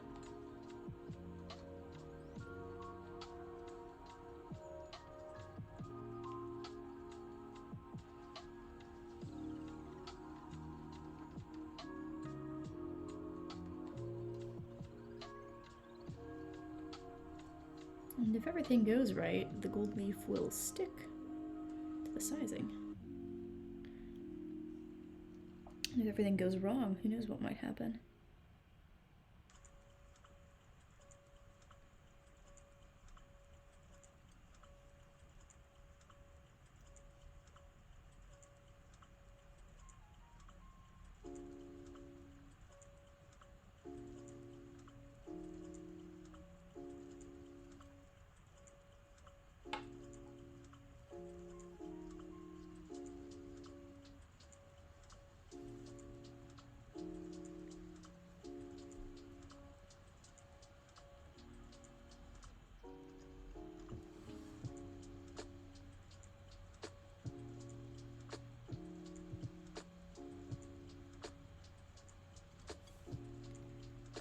Painting the outside of the bowl is way easier than painting the inside.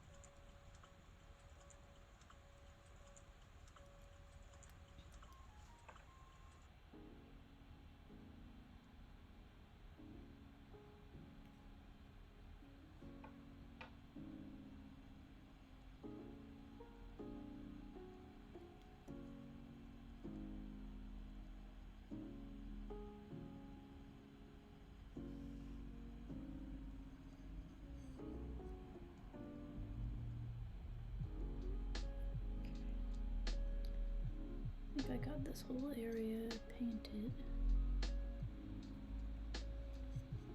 Let's see how the inside is looking. Kind of linty. I'm gonna redo that after I do this.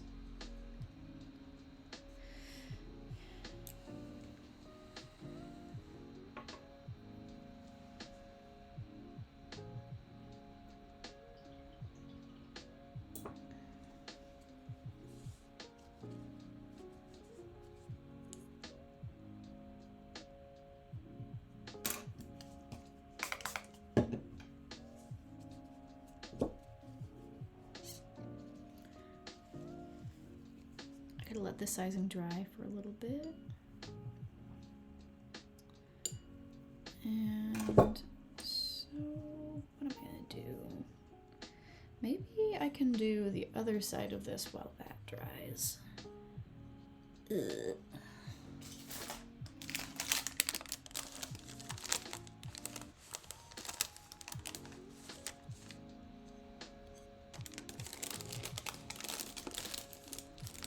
Don't want to get lint over these areas that I have just painted.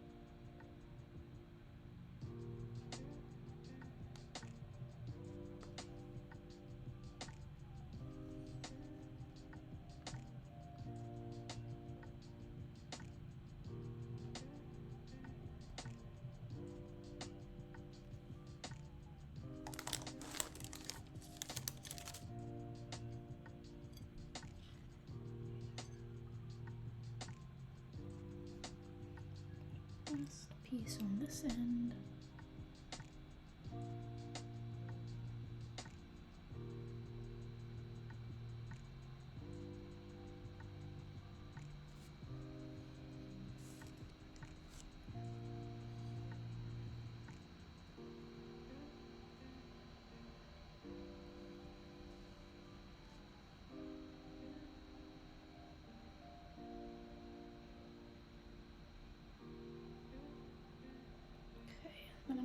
this far end dry.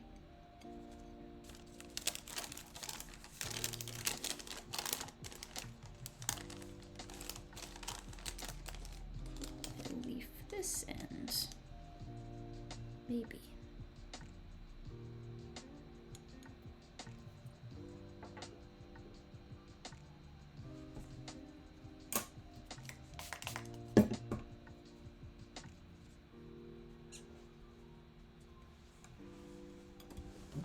Oh god, sorry for the sudden earthquake.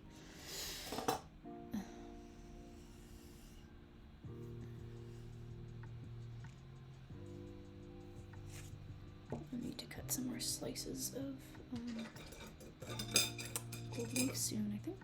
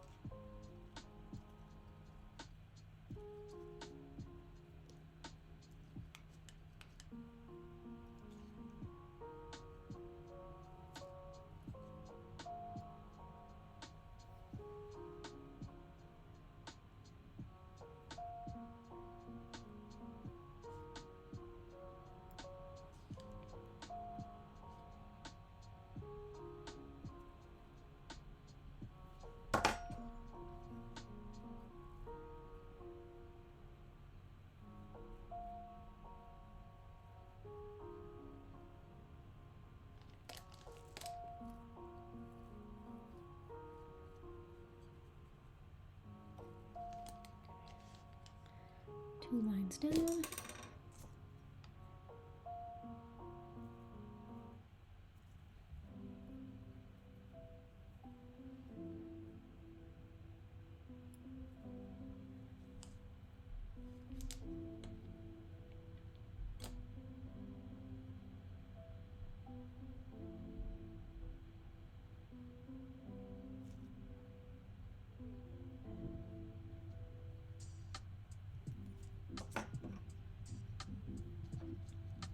So the technique I'm more or less aiming for here is to just kind of gently drape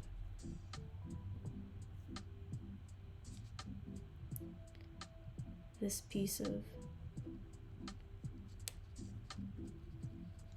leaf over my line and then kind of gently let it down so that I don't end up with wrinkles underneath it. Or at least as few wrinkles as possible.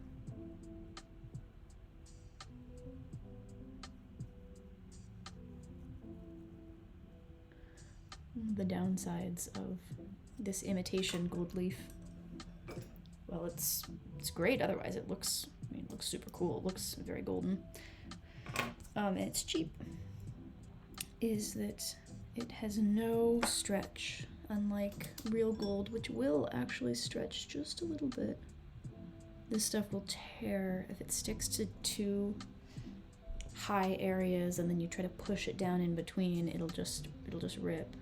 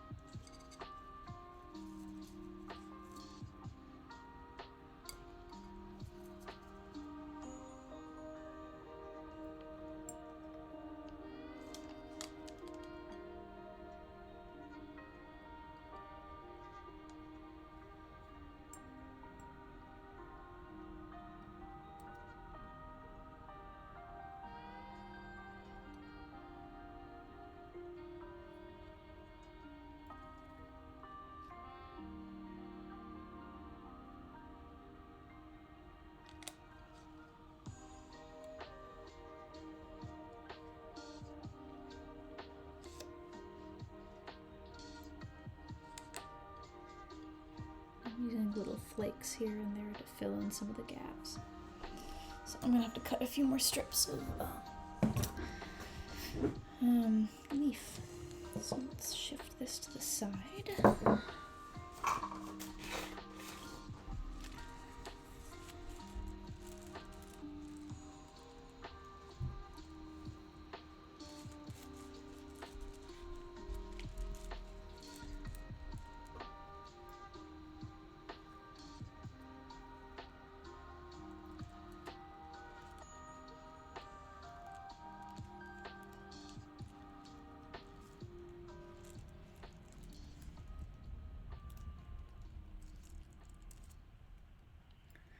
Should have bookmarked the page I was trimming.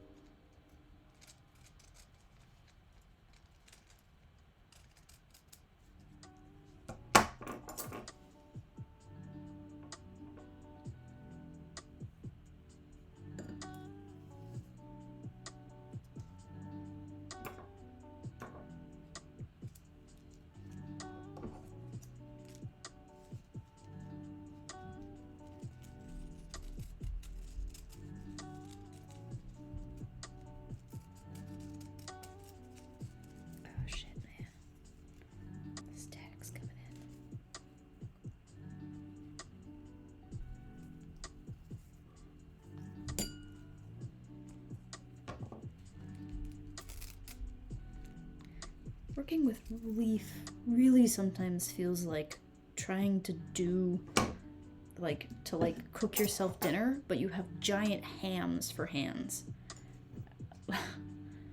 It's an unsettling experience.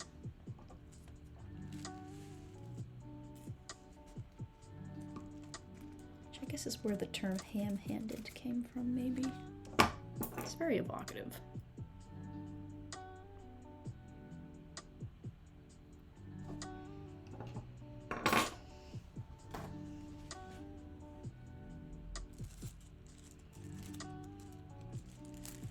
Used to a certain amount of fine motor control, but this really pushes my ability.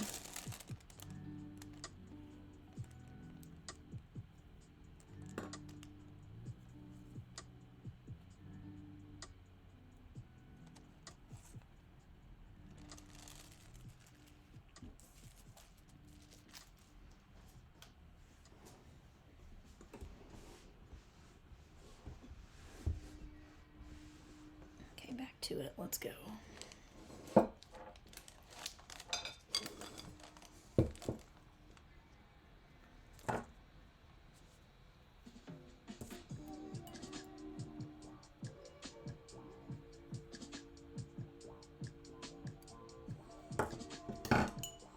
I do think this is getting easier though. The more time I spend learning how to apply the leaf, the more it's making sense.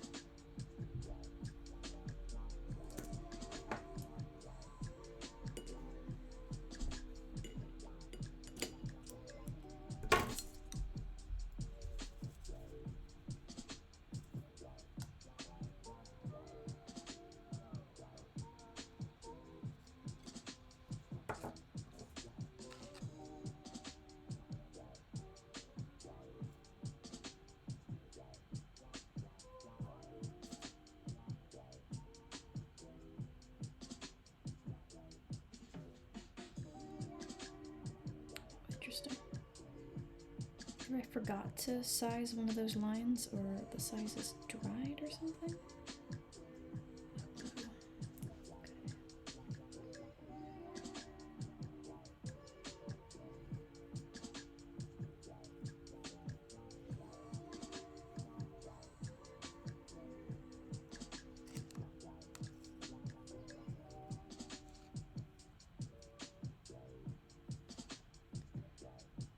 I'm gonna experiment with something that may be inadvisable.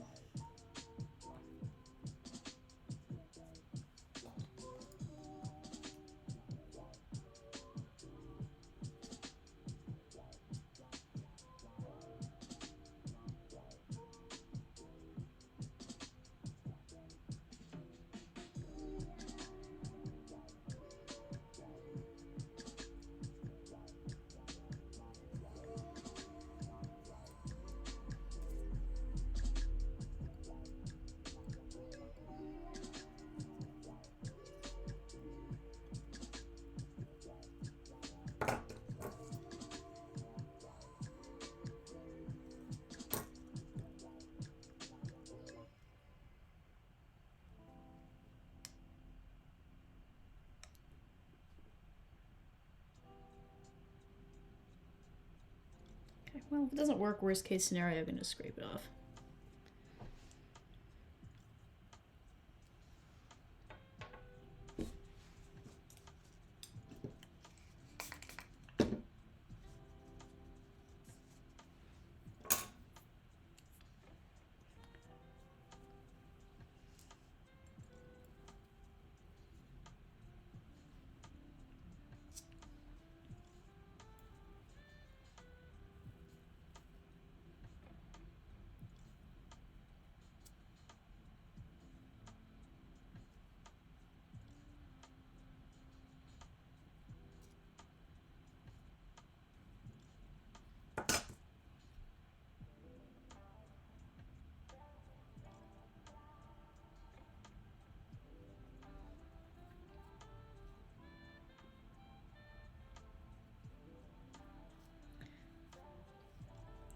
This is one of the downsides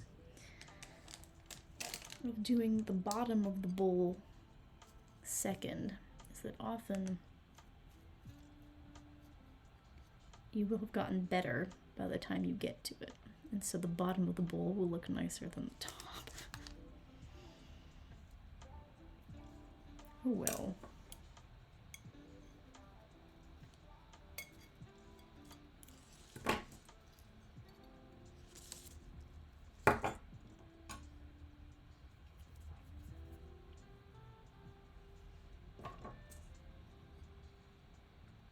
I'd say that worked out pretty okay.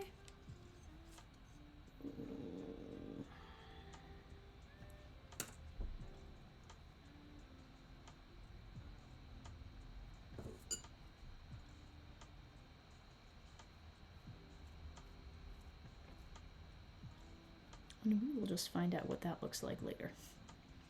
So I'm going to move on to the rest of this bowl. Hopefully the sizing has not over dried.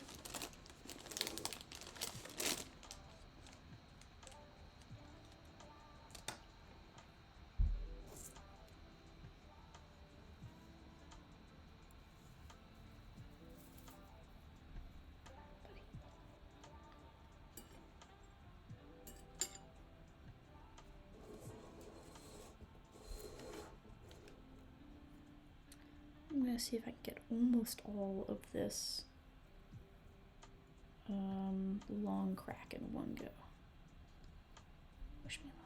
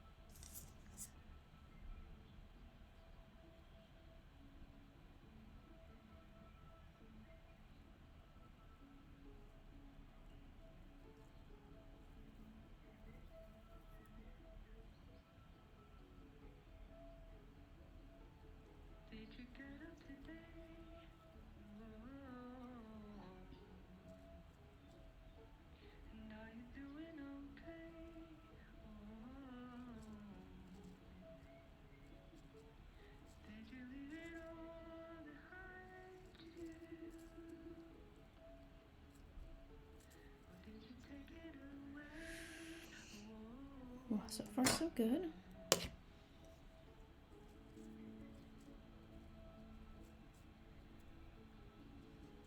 My angle is still right.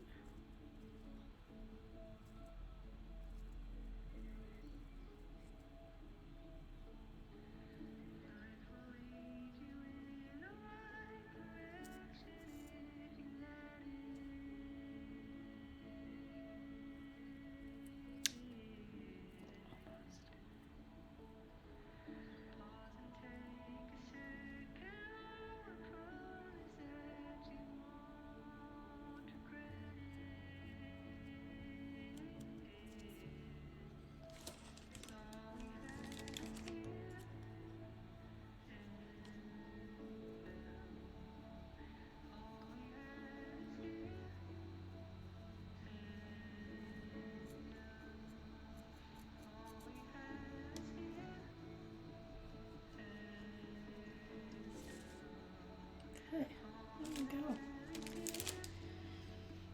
go. Ooh, a little sweaty, not bad.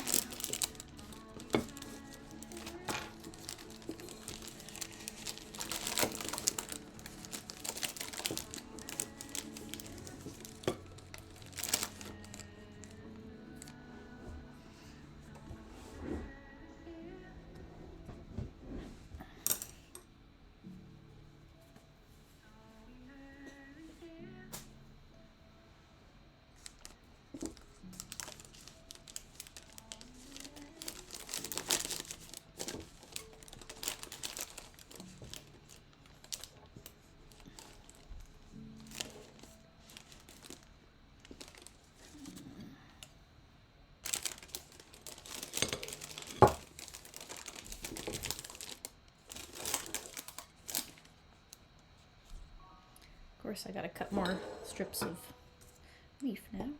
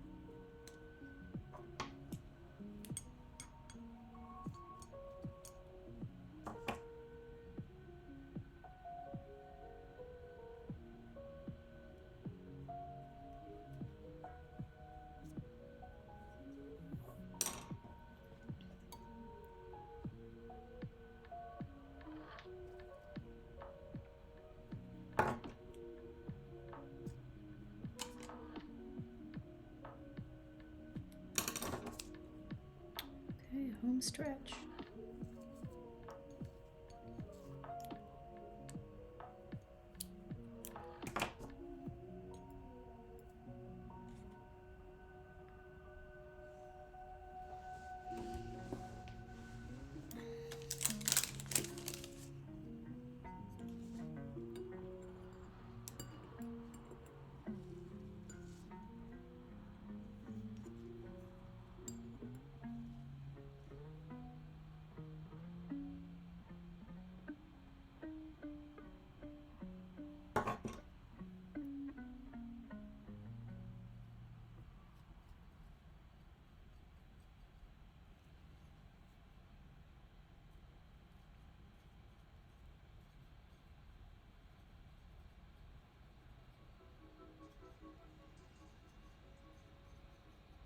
Okay.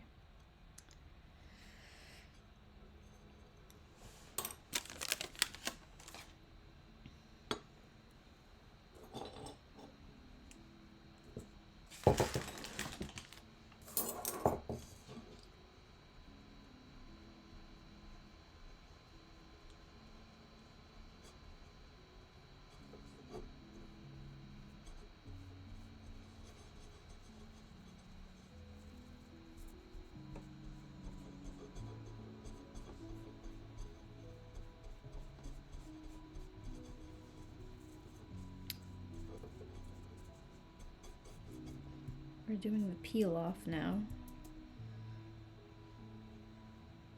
So if you want to watch that, tune back in.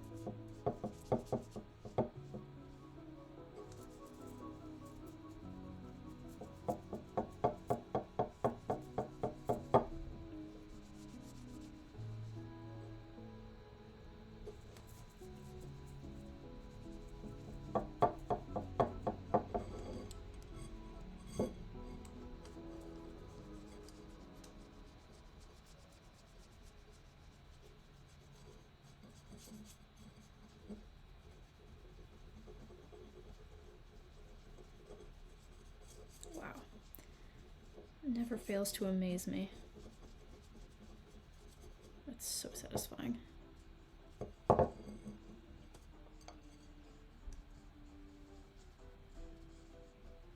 not really sure what happened there. Just gonna scrape that bit off, I think.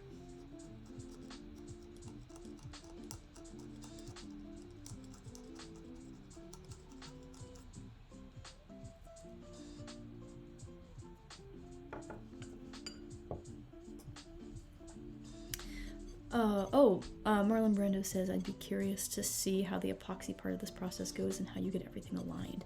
Yeah, that's a really fun part for me. I actually had brought some pieces kind of with the assumption I was going to have some downtime.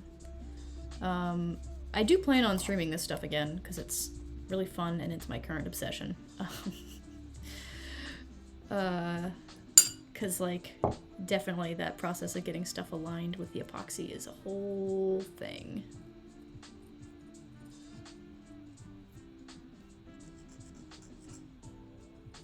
Best jigsaw puzzle.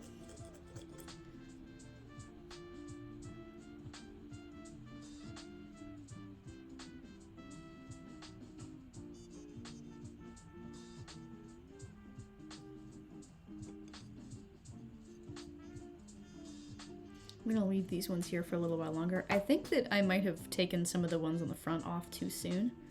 That's why I got a couple patchy spots. So I'm just gonna let these sit for a little while longer. Oh yeah, that was fine. I'm just brushing them to kind of like pack it down, make sure that leaf makes full contact with the with the sizing. And then I'm going to try to redo that eye on the other side that has gotten linty because I did dumb things with it. If you've been here for this stream, you have gotten to witness a lot of real-time learning experiences, so thank you for being here for that.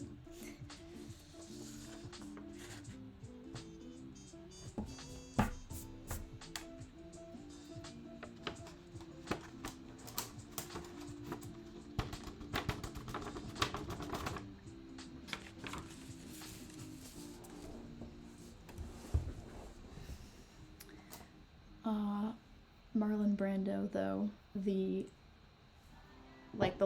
short of the long, when epoxying pieces together, is that you sort of have to plan it out ahead of time. I usually put something together, I tape it, because there's a bit of strategy that goes into figuring out, you know, which pieces you're going to put together first. Because, like, if I put... let's see, if I put, like, these 1, 2, 3 pieces together, it's gonna be really hard to fit this piece in here. And so I want to, like, I think the way I reconstructed this was, like, I put each of the sides together, adding 1 piece on each time, and then kind of brought them together in 3. But it just kind of takes a little bit of planning out to figure out, like, how do I get these together so that I won't be prevented from adding the final piece, which is kind of often what happens. Another thing I often have to do if I have a large, a piece that has been broken into many pieces, is sometimes I have to sand down the edges a little bit. The epoxy bond, even though it's like, you know, micrometers. Is that right? Yeah, like whatever, tenths of a millimeter thick. It still adds a little bit of space. It still expands that shape a little bit. And so if you have a whole lot of shards and you're putting them all together, often at some point I'm going to have to take down, like, remove material from some of the edges at some point to get everything to fit together nicely. I have a huge piece. It was a broken pot of my mom's. It's probably in 60 pieces. It's like 1.5 feet high. I'm hanging on to it until I do some more practice pieces and have a better understanding of what I'm doing. But, like, that's one that I'm gonna have to be really careful about how I put together. All right, it is 9:30. I have a vague hope of being done with this by 10:30. I think we're actually pretty close, but I'm also very good at misestimating time.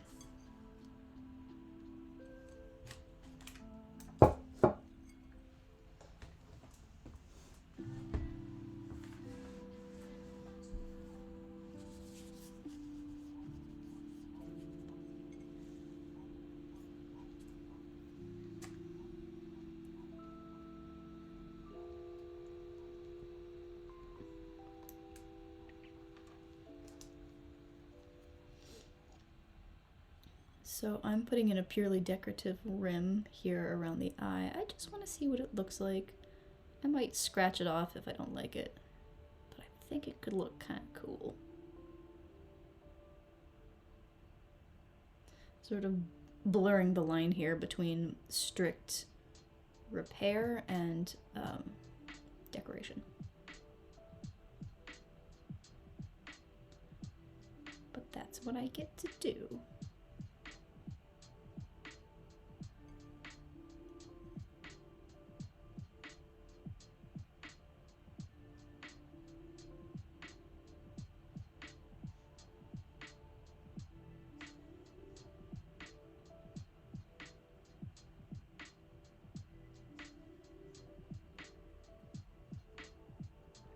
Yeah, Marlon Brando, thank you for joining in.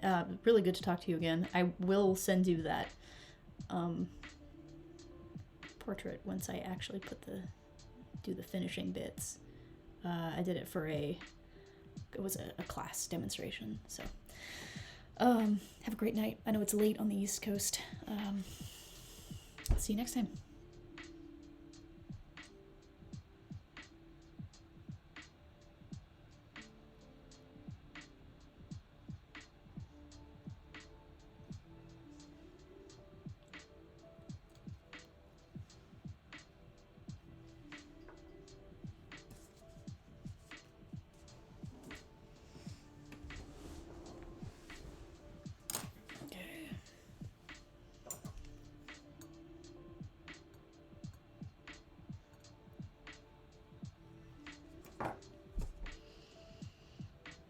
In the meantime, I'm gonna maybe patch up a couple other spots here. Every single time I wash my brush off, I realize that there's something else that I need to paint.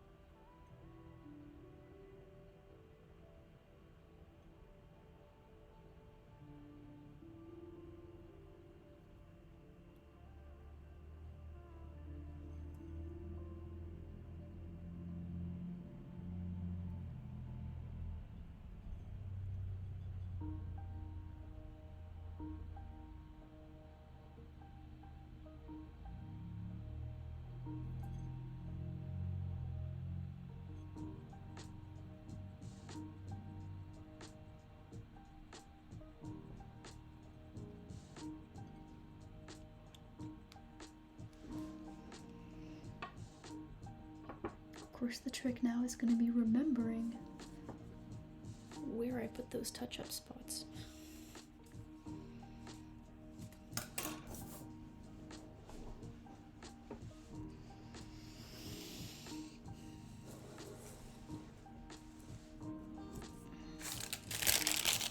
I'll let this dry for a moment, so I'm going to do a little bit of cleanup.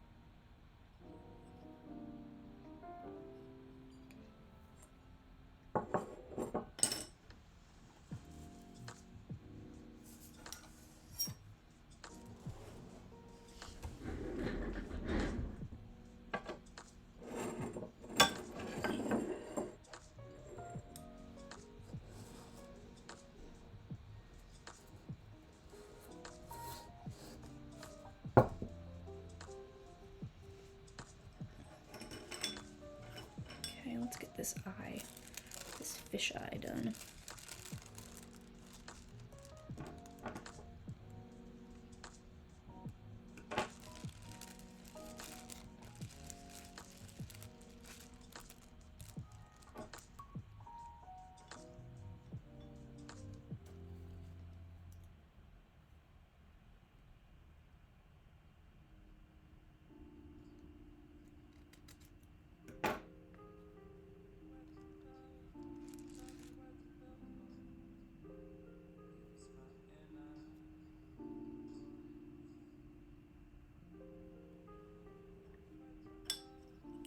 Not sure that is the right size.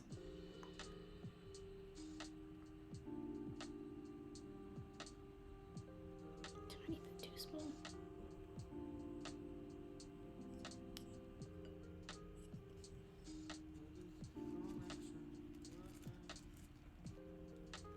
Trying to get a really nice crisp piece of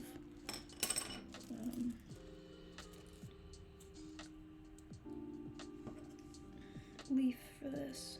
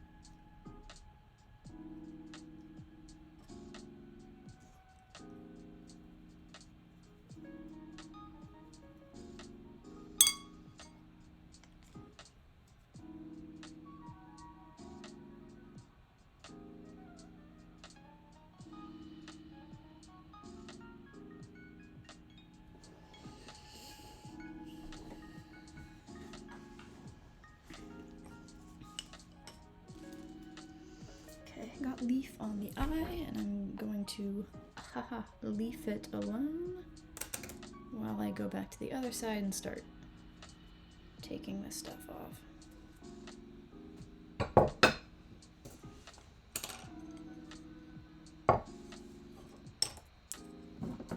Oops.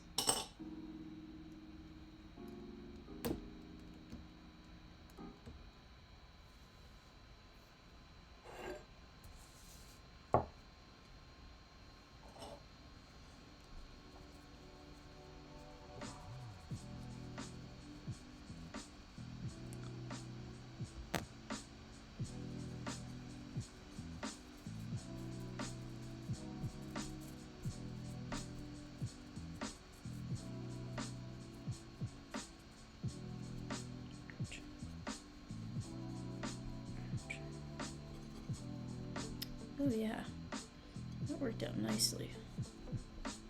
think leaving it on the sizing for longer is probably a good move.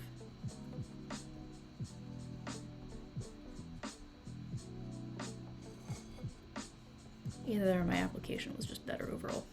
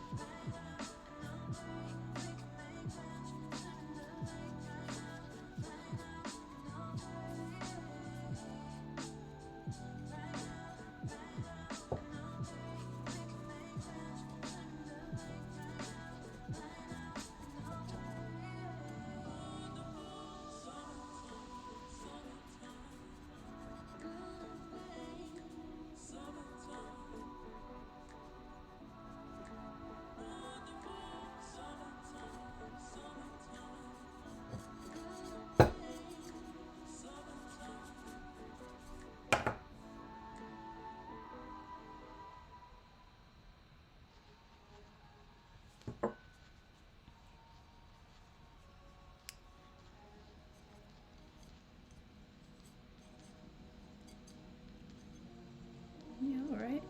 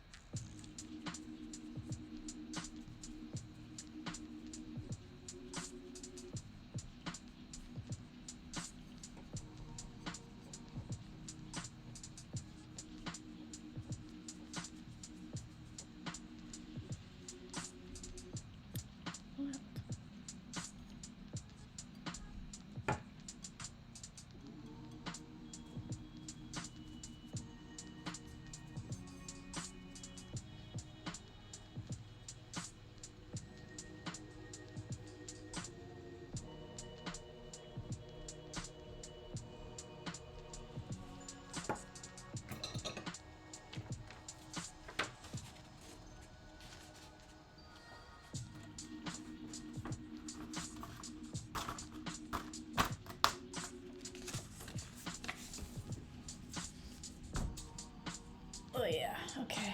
Home stretch. Got some finishing work to do here. A couple seams to pick at, maybe. But mostly done. Except for that little fish eye.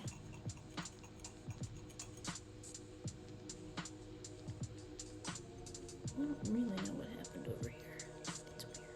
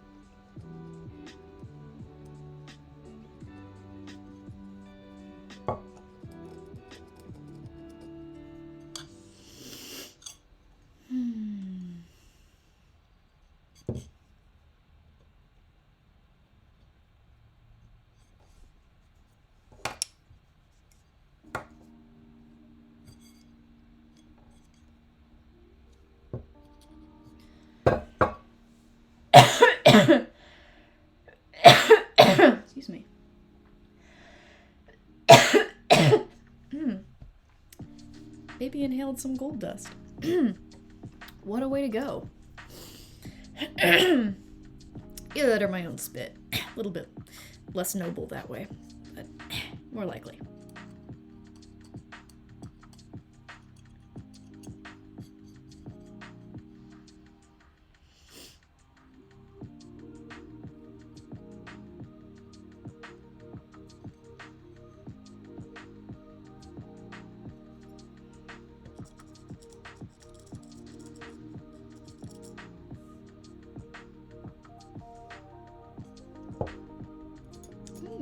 Missed a whole line right there.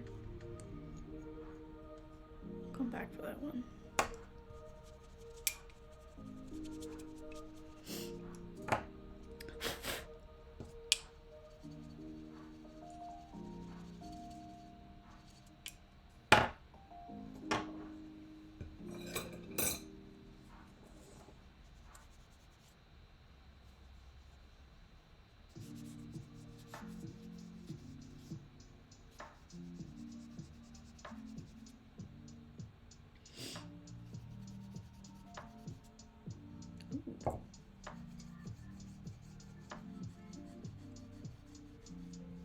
I'm using this polishing cloth. It's called a sunshine cloth.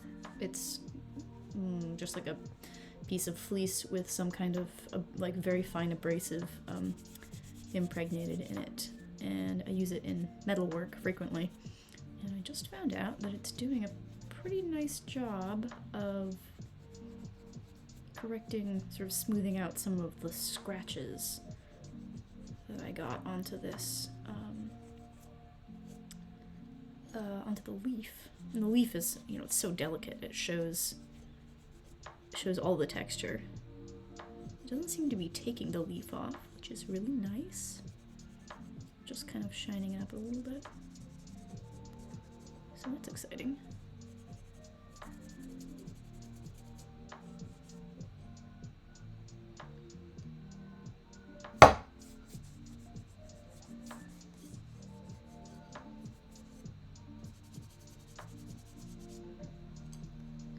These filled in chips are my favorite part.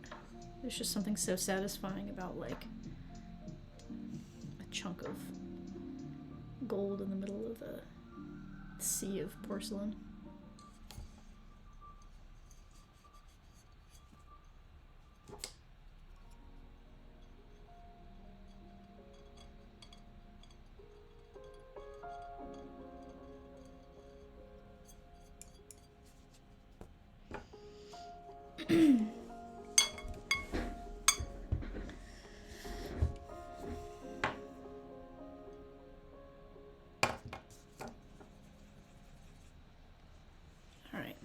Time to check this eye. I'm afraid it might end up looking a little bit too regular, in which case I'll just scratch it off.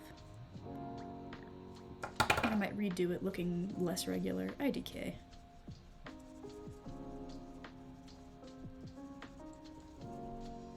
Oh wow, that's really stuck on there.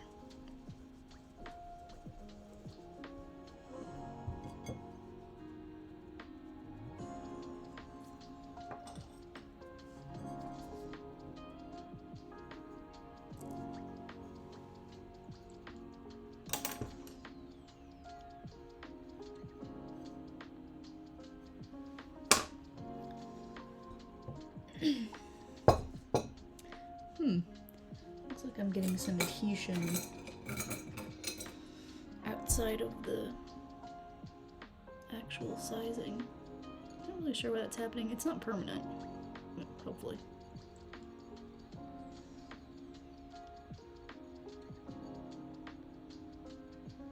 Well, the good news is it doesn't look too regular.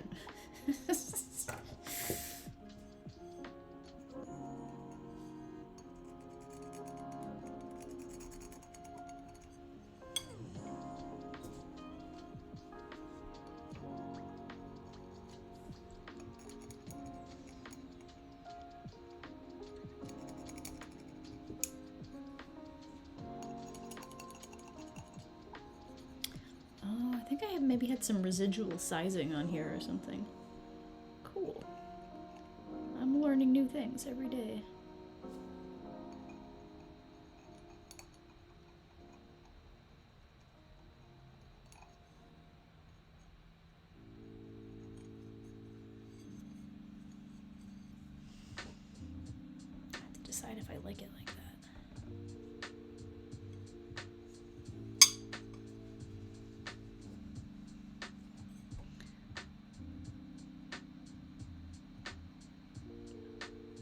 give this fish a monocle.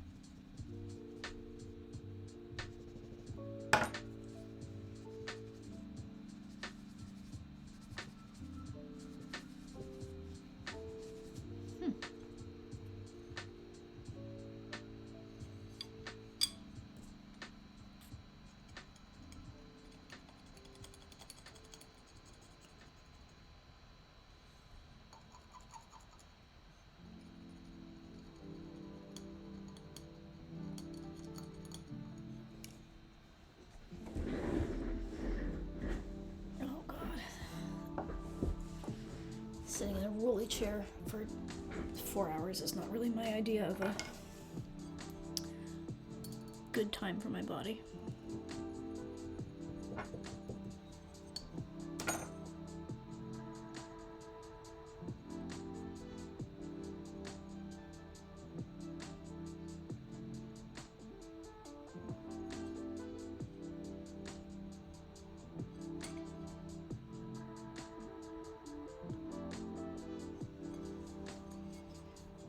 Cool.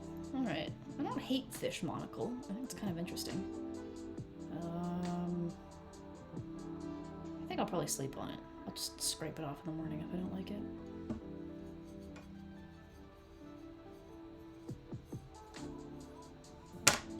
So let's do this last chick back here, and then I'm going to go to bed.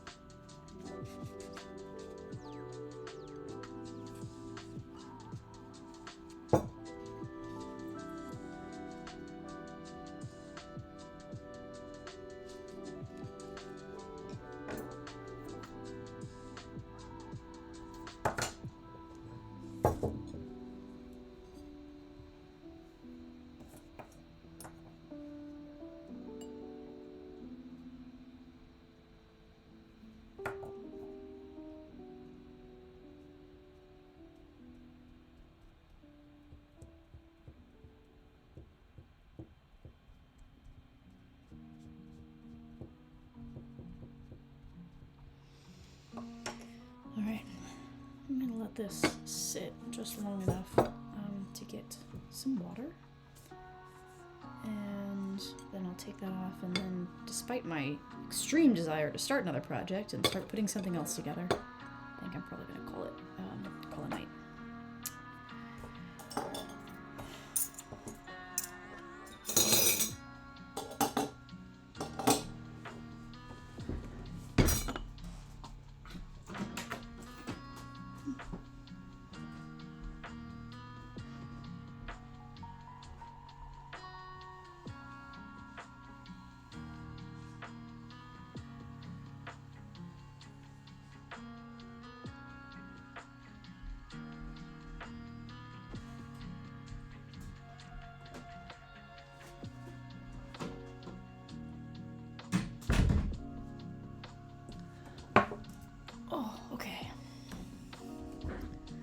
Finish this.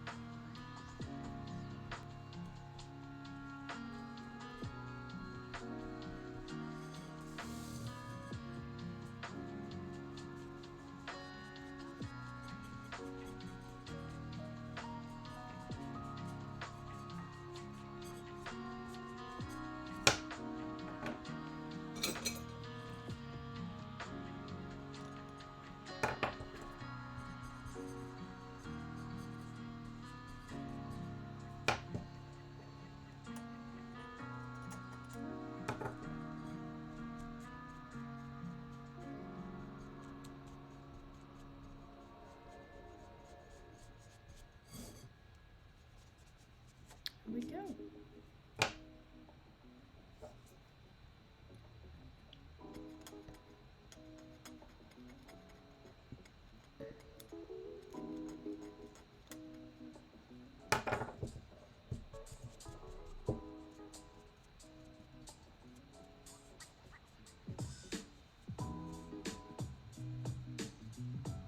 All right.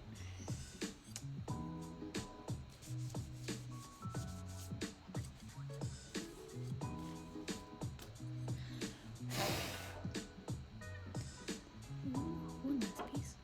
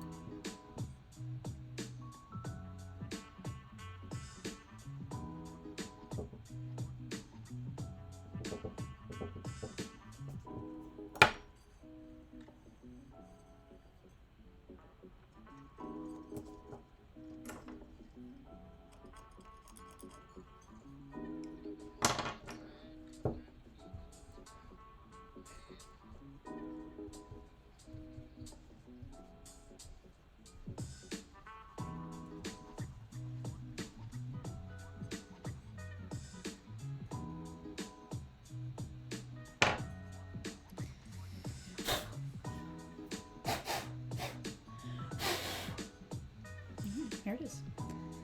One Kintsugi repaired bowl using the modern Kintsugi method of epoxy and metallic leaf sizing. And here's the back. Nice and shiny. And he's got a little monocle too. We'll see how I feel about that in the morning. Alright, I'm going to end it here. Thank you all for sticking with me and coming to enjoy the stream, keeping me company while I learn lots of things about how to use metal leaf and how not to use metal leaf. So I will probably be doing some kind of repair stream in the future. Probably in not too long. I have a bunch more pieces I need to put together, and as I said, it's my current obsession. So I'll probably be streaming again. But thank you all, and good night.